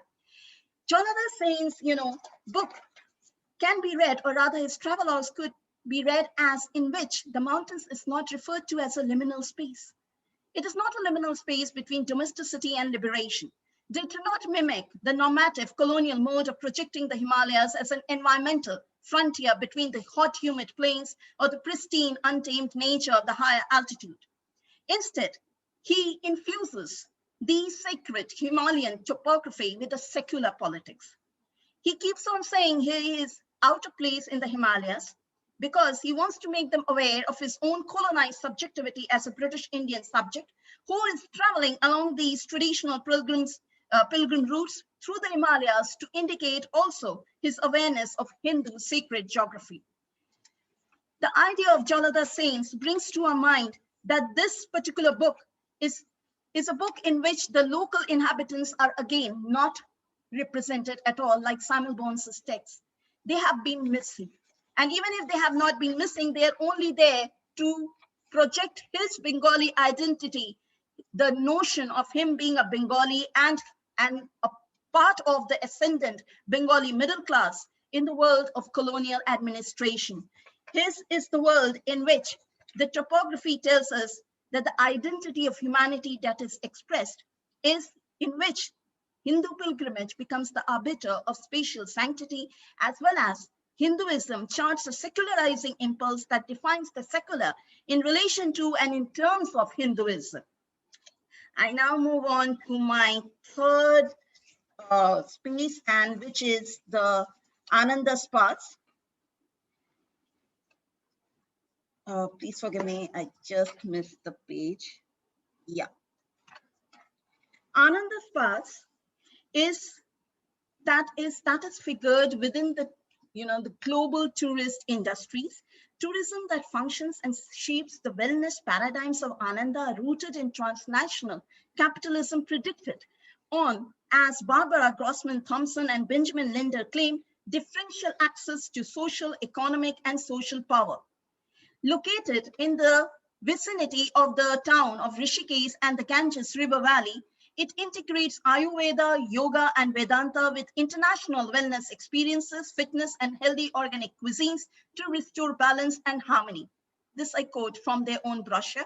The description of Ananda found on the brochure invites travelers to participate in a pilgrimage that is restorative, rejuvenating, and governed by a transnational sensibility where ancient and modern knowledges function in a synchronic manner. Yet the figuration of the Himalayas is anything but a phenomenological rendition of a spiritual economy that functions in accordance to the consumptive practices of the global urban milieu. The fact that this spa is found in the estates of an erstwhile palace represents the Himalaya now as a landscape divided by class and leisure concerns. Ananda's major values in the eyes of the visitors lies in the fact that they would be able to indulge in luxury without bothering about the cacophonous noises that structures a society elsewhere. As you can look by the picture of the swimming pool and the flowers. It's not the Himalayas which is mentioned here. It's only the flowers which has been kept on the terrace. And we can look that this has been mentioned on their website as simply a view. It is a place that is cut off from the extras of life. Here, the Himalayas have been rendered for these global affluent tourists as a place to explore the exotic practices of yoga and Vedanta in the lap of nature. Nature in the Himalayas have been domesticated, again a reminder from Samuel Bonds. Its wild and strange elements are merely a view to be seen amidst the commodities that govern the institutional practices of these rich people. The idea of the sacred that percolates through Ananda in the Himalayas is an approach to let their familiar and quotidian hold sway over the unknown and the strange. The Himalayas, as the site of wild and sublime splendor, here gives way to experiencing cultural attraction in a manner that participates in pseudo-authentic meaning exercises. Following Barbara Grossman-Thompson and Benjamin Linder's study, I read Ananda as an institutional site governed by a mobile capital which nevertheless seeks to ground the Himalayas and its cultural ethos in a mechanism that seeks to naturalize the social stratification between the local and the global north and the global south. The capitalist logic structures this award-winning destination luxury spa resort. The details on the brochure, the images of the different locales of the spa pasted on its website is imbued with social power. Even as nature is being romanticized, as can be seen in these flowers, and in the way this women is trying to fall into the swimming pool, yet it also obfuscates with the swimming pool and the flowers kept on the terrace on one of the rooms inside the spa being the primary attraction. It's not the Himalayas, it's not nature, it's what they can do with nature. The Himalayas have been distanced and isolated from these urban tourists who can afford to stay in this place and are merely part of a view. If Bones' pictures cast the Himalayas as a place of grandeur, that is virtually an other to human civilization itself, and Jaladhar Sain's travelogue sought to use the Himalayas as a potent site of intervention in the production of a religious vernacular identity, Ananda emerges as a locale where it functions as a retreat, an escape from the humdrum city life, the pettiness and the exploitative urban life to heal and return with renewed vigor to the capitalistic ethos of a global culture. The retreat is merely understood as a break, an interval after which life functions as it did earlier. The Himalayas function as a locus of ethnic, cultural heritage sightseeing, as Henin and Cattle says. The rhetoric and the representational discourse that underlies how the Himalayas is consumed is, I argue, a play of the rhetoric of capital. The Himalayas has been rendered empty of meanings. It's a blank landscape, filled in with images that excludes the tourist from the human reality that so constitutes the Himalayan landscape. The tourist recorded a vantage position, a privileged position to examine, to view, to survey the topography, and yet remain impervious to it. As Pramod Nair explains, the tourist is the watcher who scans the landscape. The scanning confers a nearly panoptical power upon the watcher. According to Spur, the very act of seeing inscribes power through the practice of visual consumption. It is as if the tourist's gaze, a modern-day colonizer, needn't relinquish comfort to appropriate the wilderness and the grandeur of the mountains. Moreover, the aestheticization project, as we can see in these beautiful pictures, renders the Himalayas as merely a painting shorn of its human, cultural, and ecological meanings.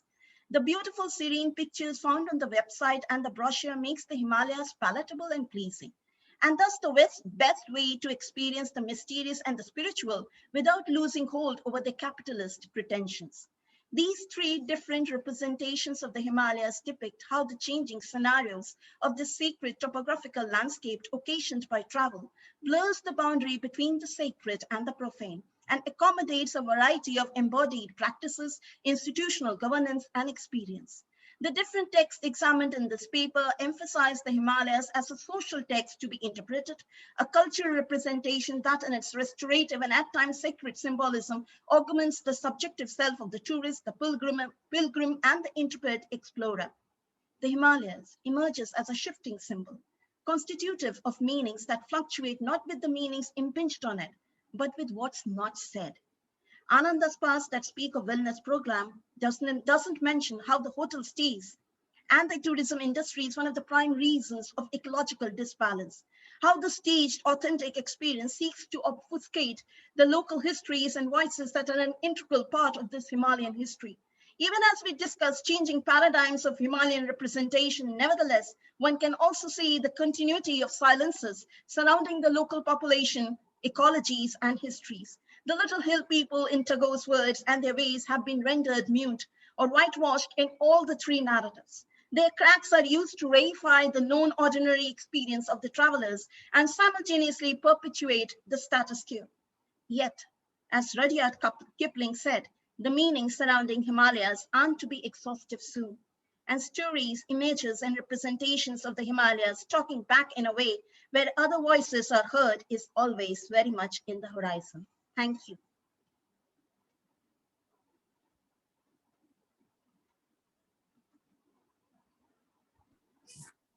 Thank you so much, Dr. Indrani. That was a wonderful, mesmerizing presentation. The way you generally present your idea of tourism, in occasional tourism in the, in the heart of Himalayas, where in various periods, as I say, in the modern period and in the earlier period, that is amazing. In fact, I definitely feel that they always stand tall and unperturbed by any of the interventions of the human inhabitants here. As you said, this is absolutely standing tall. These Himalayas are the testimony of the British colonial administration, which says that it can't be really domesticated. And your view of Jaladhar Sain's Himalayas, who tried to clamber along the mountainsides and feels that he is actually poles apart with the culture out there and the basic, I would say, the geographical region that he is not very much used to. And he compares with his own region where he used to live there.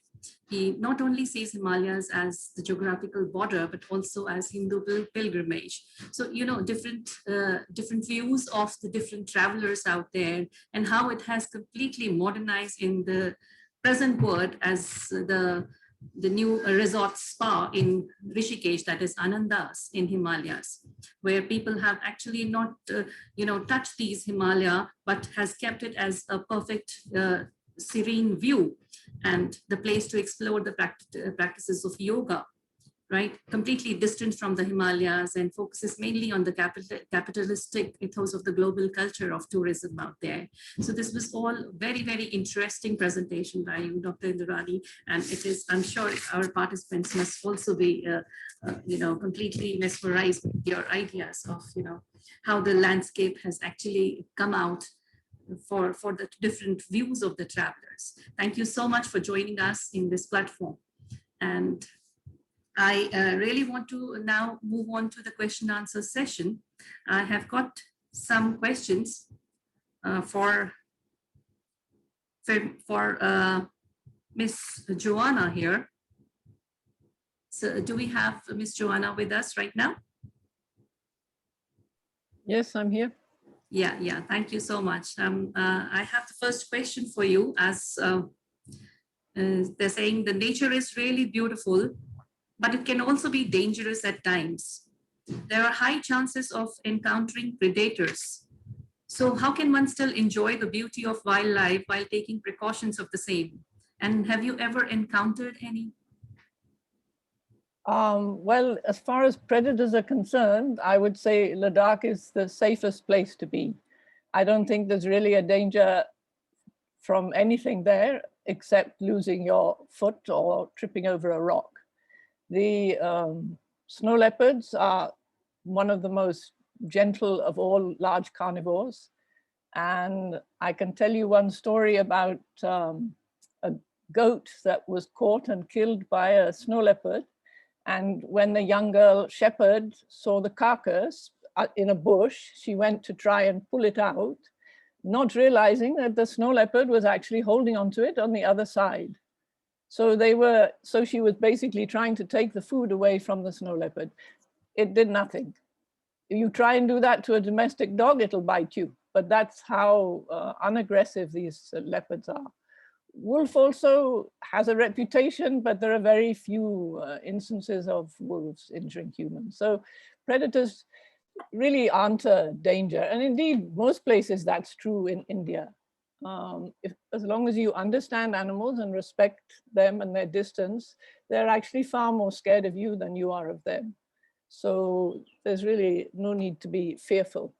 And certainly in Ladakh, it's not an issue. I hope that answers the question. Yeah, I'm sure it must be satisfied. The student must be satisfied with the answer. And we have another question, ma'am.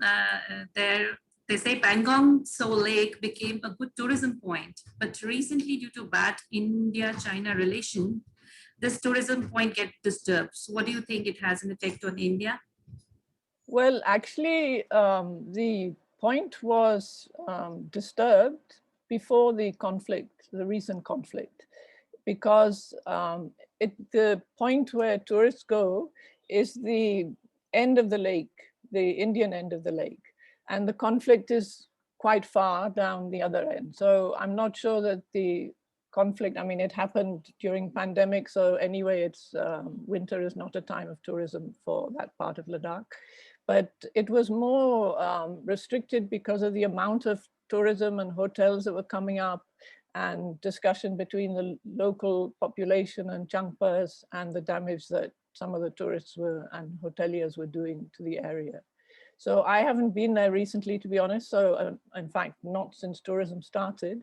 So I can't really comment exactly what the present situation is, but hopefully appropriate tourism can be resumed, and the excessive tourism restrained. The thing about Ladakh is that it is a very delicate ecosystem. It's very fragile, more so than most. And it's more, in ways it's more important than most. We're all reliant on the glaciers and areas that of the high Himalaya. And mass tourism is destructive in many places, but it can be even more destructive in Ladakh. And I think that it has multiplied so hugely in the last 10 years or so that, there are now 3 times more tourists come to Ladakh in the summer than the local population. And it's not sustainable. It's not sustainable in terms of the rubbish they bring. It's not sustainable in terms of the water that's required, 3 times more than a local individual. And it really needs to be restrained and changed. I think it's been allowed to just go rampant, and I think hopefully this last year has given everybody time to reflect and to try and change the course. Absolutely. Absolutely. So we have another question from a student who's saying that, tell us the importance of biodiversity and how can we contribute in this conservation? I think that is a far too big, all-encompassing question to answer. Biodiversity is the reason, the existence and the relationship of everything to each other is why we're all still here. And climate change and the damage as humans were doing to the planet is the disturbance to that biodiversity is what will kill it for our sustenance. We will not be able to survive if we continue along the path that we're on at the moment. What was the second part of the question? So they said, how can we contribute? Yeah. We can contribute by minimizing the damage we do to it, basically. I think that's the most important. You think before you buy something, before you use something, because, reusing a plastic is not an answer. We have, way too much to recycle. The point is to stop before you buy it. Do you really need to buy another bottle? I mean, the most useless thing is a plastic bottle. We can all carry a bottle and fill it with clean water. Ladakh, for example, has the most wonderful freshwater springs. You don't even need filters and whatever. And yet everybody buys plastic mineral water bottles. And I mean, the mind boggles the amount of plastic that creates. So think whether you need something before you purchase it, because it's overuse, overconsumption that has really led to where we are today. And, people, I mean, if I could just say, it's a little off tangent, but it's also an answer to the question, because a lot of people feel that the easiest answer is people plant trees. But there are caveats to that, and just planting a tree really is not necessarily helpful. Firstly, it needs to be a tree that's appropriate to the area in which you're planting it. You know, secondly, it may not even be required to plant a tree. There are a lot of areas where forest department are planting trees, which if they just protected, they would come up, you know, themselves. If you plant trees, you can create a tree cover, but you don't necessarily have the community that is appropriate for those areas. You won't have the understory trees and the other plants. Whereas if you allow it to come up itself and rewild, you know, then it will be a sustainable, ongoing, continuing system. And I mean, I mention it because in Ladakh, the army used to say, you know, we need to green Ladakh, it's a desert, we need to plant trees. No, no, no, no, no, absolutely not. You know, each area has its own ecology, its own communities, its own relationship plants with each other. And trees are not the be all and end all. A lot of our grasslands are incredibly threatened now, both because they've been taken over for agriculture, but also because people see a grassland and think it's an empty wasteland and they want to plant trees. No, you know, grasslands also support an incredibly rich biodiversity, and it's not just forests that are important. So I think that's just, I just wanted to say that because, you know, there's been so much emphasis on tree planting generally, you know, as a way of offsetting our carbon footprint. One has to look at it in a little more depth and understanding. It's not so simple. Absolutely, ma'am, because we have to understand the importance of each and every topological, you know, the area, and you have to understand the area and then only think about how to, you know, allow improve or this to survive there. Thank you so much for answering these queries. So, most welcome. Thank you, ma'am. I now move on to our next panelist, Dr. Mir. So are you there with us? Ma'am, we are trying to contact Dr. Mir. Okay, okay. So we have Indrani with us for the time being right now. Yes, ma'am, I'm there. So Indrani, the questions for you is, as the student says, ma'am, you talked about the British ruining the environment, but it took them years to cause such huge destruction. And we all know destroying something is easier than fixing it. So don't you think that it will take us too long to fix it? Is there any way to shorten the process? The first thing is to term it simply as destruction is to, you know, move away from, you know, the kind of history that it spawned. I wouldn't use the destruction. I would rather say that they had obfuscated certain things that were already there. And one of the main things when I showed that picture was, you know, those dots on that landscape, the coolies who are so much a part of the Himalayan imaginary, as Joanna ma'am was talking about, you know, those Ladakhi people and the culture, that has been rendered completely, you know, silent. It has been muted beyond repair. It is not simply nature that has been, you know, taken to task. It's what, you know, we as humans, the human activities that I term as anthropogenic, which I say, you know, has completely, you know, brought about a certain amount of a loss of values, a loss of taking, you know, sense about our connected histories, how we are connected with each other. And that is where, you know, I want to make an intervention. I'm not saying that it's simply destruction and we just forget everything else. It's not simply destruction and reconstruction. The fact is we need to be aware of what we have done over the years through our, you know, very images, through our very representations, through our very travel memoirs. We have tried to show that Himalayas is simply that can be used, or Himalayas are simply as doing things, and those doing things we invest with meanings. It is this which I question. Himalayas are not simply doing things. Himalayas are alive. They're vital to our whole human consciousness and imagination. They are vital to our very being.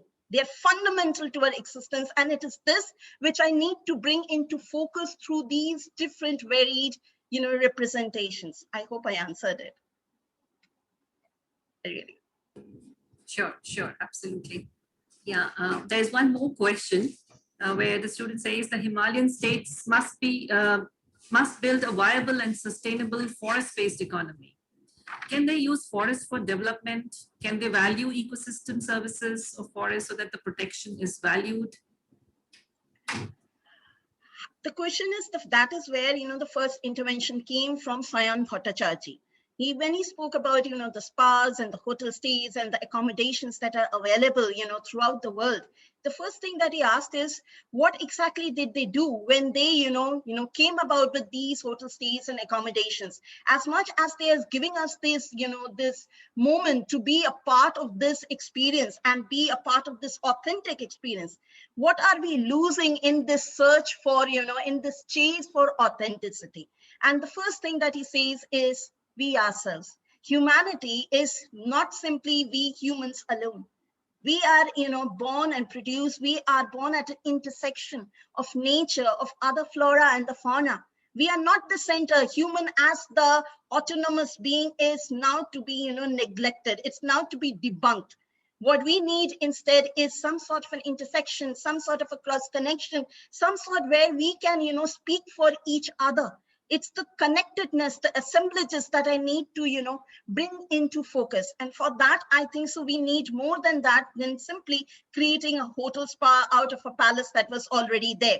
So basically, when you're thinking about, these spas as, which can also, or rather not simply spas, all these, the spaces that have emerged as part of our travel industry, we need to first think what we can do to, bring about this sustainable environment. Can we do something for that? And if we can do that, then fine, I'm very much happy with it. But as of now, what I see is that all of them are parading their own, projecting their own selves into these, locations of the Himalayan geopolitical region. And simultaneously, they are, investing. I'm not against the meanings. What I'm against is that we are also negating certain other meanings which are vital to human life, human civilization, and to the planetary consciousness itself. I'm using planetary consciousness deriving from Gayatri Chakravarti's Pivot, where planetary means the whole, bringing together all the animals, the floras, and the faunas together. It's not human beings alone, it's them in connection with others. Thank you. Thank you, Indrani. There's another question where the student wants to know that what are the challenges do you think for the government to maintain the loss of any climate change? This is, sometime back when, this was before the lockdown, and we had traveled to Corbett. And I was just amazed at the kind of the hotels and everything. And all of them were very beautiful. I'm not saying that they weren't beautiful. They were serene. There was some sort of a retreat for all of us weary travelers. But what I did notice that, the forest area, which was once part of, that whole Corbett, region, that is simply now, it's now vanishing beyond a trace. And that made me think, what do we really require to bring back what is absolutely the core essential part of it? What do we need to do? And we also noticed that the locals are never a part of any kind of, the stakeholders that are, creating all these accommodations and these representational memoirs and everything. They are simply not there, non-existing as ever. So what we can do is to bring the locals back into the paradigm, the first thing. And when we bring the locals with their local histories, their local songs, their own local representation of memoirs, I'm sure we will be getting a new kind of a narrative, one which is at the moment missing. Can I just add something here? Yes, Yes, ma'am. sure, ma'am. Indrani is absolutely right. A lot of tourism has continued without sight or involvement of the local community. But nevertheless, actually, local communities have benefited. And certainly in MP, where we did a study, 80% of the employees in the hotels are local, and more than 40% of the finances go back into the community, which is not a small amount at all. I'm not saying that's enough, by no means it isn't. But there is now quite a big move to change things, especially in the mountainous areas, and certainly through the Snow Leopard Network, we've been having a lot of discussions and putting forward blueprints. And one of the basic tenets on which tourism should go ahead is that it should be on a community level, not on an individual level.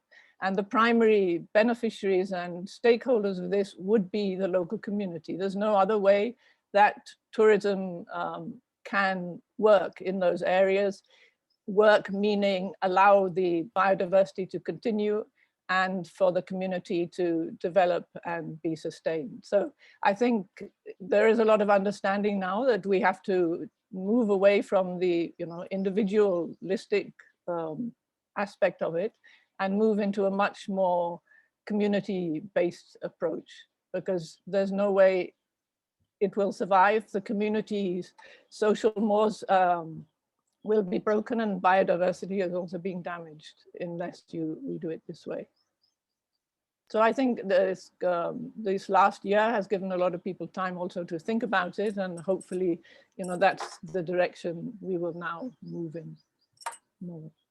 Yes, well, absolutely. And I think there's something like this only. Another question for Indrani. They want to ask you, Ma'am, Ananda is a great place of luxury, but don't you think that such establishments are only creating environmental issues and ruining the nature and natural order? That's what we just discussed. So what are the consequences? So this is what I think it is. I think so. I discussed this, in the paper as well. So most importantly, these, spas and, these luxury, the one thing we need to think of it is that they are spoken of as a retreat. And the word retreat is a problem for me, a major cause of problem for me. We look at it as a break from what? A break from our own ordinary routine. So the Himalayas simply become a sort of an interval. We again go back without thinking what is happening there. It's no sort of a connection being drawn with the Himalayan or the Himalayan region or with its eco-diversity. It's almost as if we are distanced from these stories, from these, narratives out there. And it is this that needs to be made into focus. The fact that Ananda was created of an erstwhile palace tells us all that this is only meant for the elites. So there are other kind of people who are also not allowed here. It's very, very exclusive categorization that is being, portrayed here. It is a wellness program. Now, what is wellness after all? You become, happy and you become rejuvenated and restored back in health. Why? So that you can go back and do some work. But in the process, where is the Himalaya? Where are the people? Where are the flora and the fauna? Nowhere.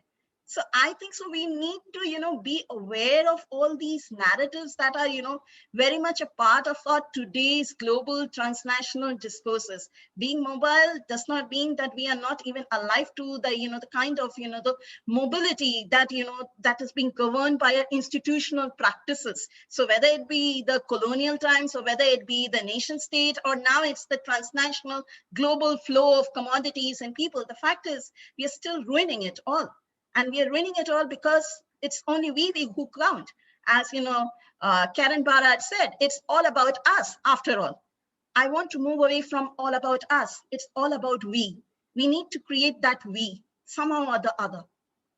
Maybe I'm not the, the most suited person to tell, how to create a we, but I really do hope in times to come we can create that we, and maybe this seminar, could be one just step in the way we can come together and create a little better world for all of us.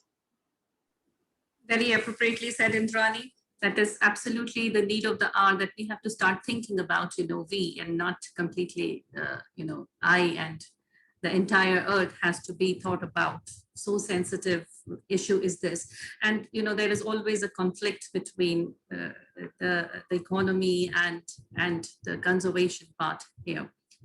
Another question. I would disagree with that. Please don't set development and the economy against conservation, because that is a very, very false dichotomy, and the economy will suffer hugely unless we consider conservation. And I think that's what we're seeing now. So please, they go hand in hand. Don't make it sound as though one will suffer, the economy will suffer by the other. They can go hand in hand. They should go hand in hand. They have to go hand in hand. Sorry for interrupting, but I agree. Point. I agree with you. And Joanna, you have another question from our participant. We have Dr. Neeraj asking you, do you think that your experiment at the Sarai Etoria can be replicated elsewhere, especially in Ladakh region? Well, the Sarai Etoria is not really an experiment. It's, it's a low carbon footprint hotel, but it's not anything particularly different from anywhere else. What we're trying to do here, we're just on the first steps of the road, which is to create a community conservation area, an area that is conserved by the community, which helped by tourism. So if that works, then it would be nice to see that replicated elsewhere. Somewhere like the Saraya Torya, these places already exist in Ladakh. There are several really beautiful ecological places. Historically, they have been also. So they do already exist, places that are, you know, built appropriate to the area they're in, give you an experience of the local area. So you're not just consuming it visually, but actually, you know, seeing it through the local people's eyes and doing, engaging with them in the activities as well as the sites that are available around. But they already exist and in Ladakh. So that's very nice.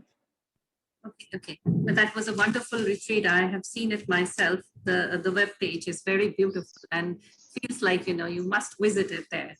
Thank you. Please do. Yeah, sure. Thank you. So I now formally thank all our panelists for joining with us at this platform, and their wonderful presentation was really, I would say, an eye treat for their eyes, and the documentary that we have taken across through like the narration and the experience that has been shared with us. This is enriching, and I'm sure we are going to take away a lot from today's panelists. So I wholeheartedly thank all of you for sparing your precious time and being with us on this platform. And we really look forward to be associated with you in our other ventures as well.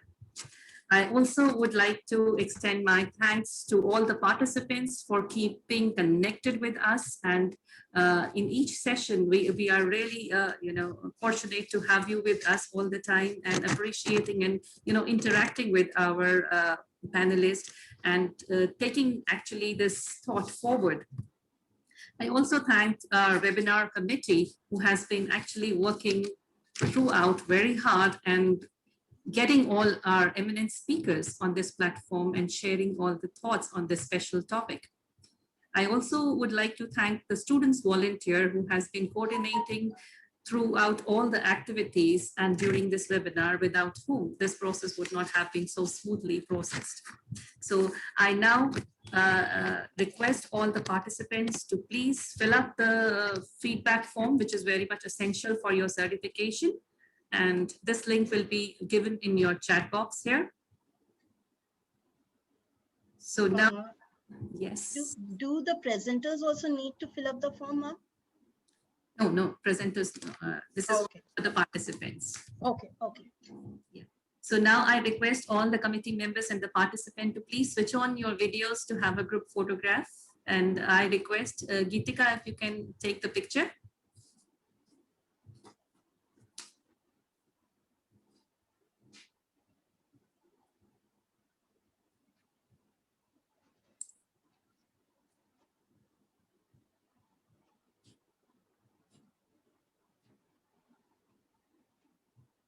Anu, do we also have Shireen ma'am with us?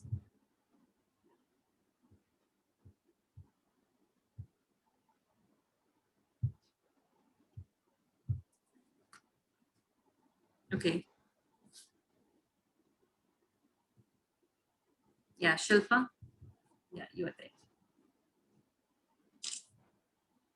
Thank you so much. Thank you, everyone. It was really an enriching session, and we look forward to meeting you in the our afternoon session.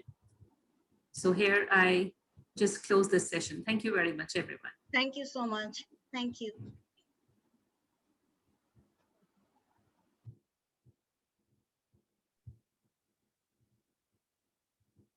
Sangeeta ma'am wanted to say something. You are mute, ma'am. No, I was just thanking you. Okay, thank you. Should we close the session now? Yeah. We can exit. Yeah, Geetika will close the session. Geetika? Ma'am, should I end the meeting for her? Yeah, sure. Okay. Yeah, Anika. Thank you very much. Thank you. Thank you.